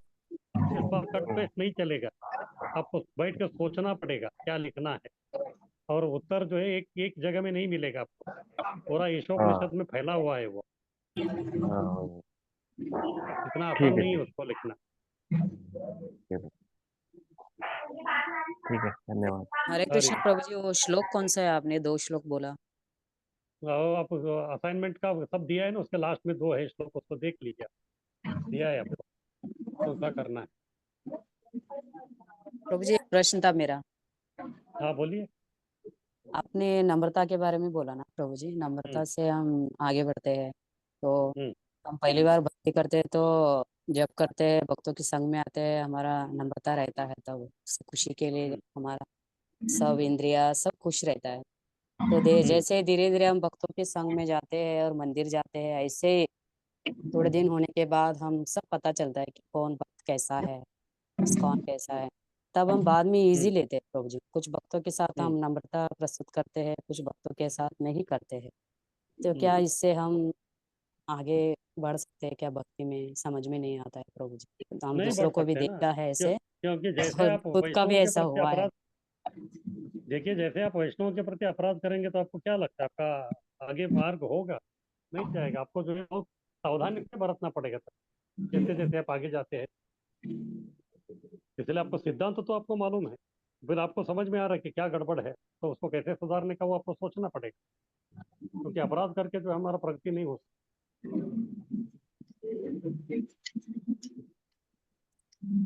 धन्यवाद प्रभु जी, मुझे यही थोड़ा शंका लग रहा है, सकती। क्योंकि खुद भी ऐसा हो बस रहा है बस और दूसरों को भी देख रहे हैं, इसलिए बस आप जो धन्यवाद। है दूसरों के बारे में छोड़िए, आप बारे में सोचिए किस प्रकार से जो है आप अपराध ना करें, बस। ठीक है। ठीक है, धन्यवाद। अरे वाह। प्रभु जी। हाँ हरी बोल। हरी बोल प्रभु जी। प्रभु जी, आपके हिसाब से लग रहा है कि एग्जाम इस बार टफ होगी, तो हम्म आप कब तक एग्जाम मतलब लेने की ये कर रहे हैं, मतलब दिवाली के पहले? अभी देखिए श्लोक कितने हो गए हमारे, 10 हो गए, अभी ऑलमोस्ट 8 फिफ्टी बाकी है। परसेंट के ऊपर, हाँ। हाँ तो अभी 8 के लिए जो है एक एक दिन का एक एक है, बोले तो अभी 4 हफ्ते में ये हो जाना चाहिए। 4 हफ्ते ओके। के बाद जो है आपको 1 2 हफ्ता हम लोग गैप दे देंगे आपको, यानी कि हम्म। अभी 1.5 महीने में जो है एग्जाम आना चाहिए। हरी बोल, हरी बोल। मतलब हम्म तैयारी करनी पड़ेगी। हाँ तैयारी चालू करनी पड़ेगी आपको, बस। हरी बोल, हरी बोल। हरे कृष्ण प्रभु जी। हाँ हरी बोल। प्रभु जी श्लोक मतलब 1 और 2 3 वही श्लोक आएंगे ना, मतलब वही क्वेश्चन आएंगे ना? मतलब समझा नहीं मैं। हाँ, ये श्लोक नंबर 1 है और ये श्लोक नंबर 2 3 वही आएंगे ना प्रभु तीन जी नहीं, वो? केवल 2 ही श्लोक जो है आपको ये दिया है ना, असाइनमेंट के प्रश्न वगैरह सब, छोटे हम्म, छोटे प्रश्नों का वगैरह सब दिया है, देखा है क्या आपने? नहीं देखा प्रभु। असाइनमेंट के प्रश्न कौन से लिखना है, तो वो पहले आप देखिए, फिर आपको मालूम पड़ेगा वो करना क्या है। आप हाँ उसको देखिए ही नहीं, फिर मुझे क्या वो पूछ रहे हैं वो सब। आपको पहले दिन ही हम लोगों को सब पूरा दे दिया है, आपको उसका थोड़ा बोल के उसका दर्शन कीजिए आप। ठीक है। हरे कृष्णा प्रभु जी। प्रभु जी, हाँ महाराज बोलिए। राधानाथ स्वामी महाराज की यात्रा से पहले ही हो जाएगा क्या एग्जाम? वो पता नहीं, अभी देखते हैं कैसे होगा वो। शायद यात्रा से पहले हो जाना चाहिए मेरे हिसाब से। फिर यात्रा के ठीक है बाद भी जो है हम लोग दूसरा तीसरा बुक जो है वो चालू कर देंगे मेरे हिसाब से। अक्टूबर लास्ट वीक में कभी तो जो है आपका एग्जाम होना चाहिए, या अक्टूबर ठीक है अक्टूबर में ही जो है वो होना चाहिए। ठीक है प्रभु जी, थैंक यू प्रभु जी। हरे कृष्णा। हाँ हरी।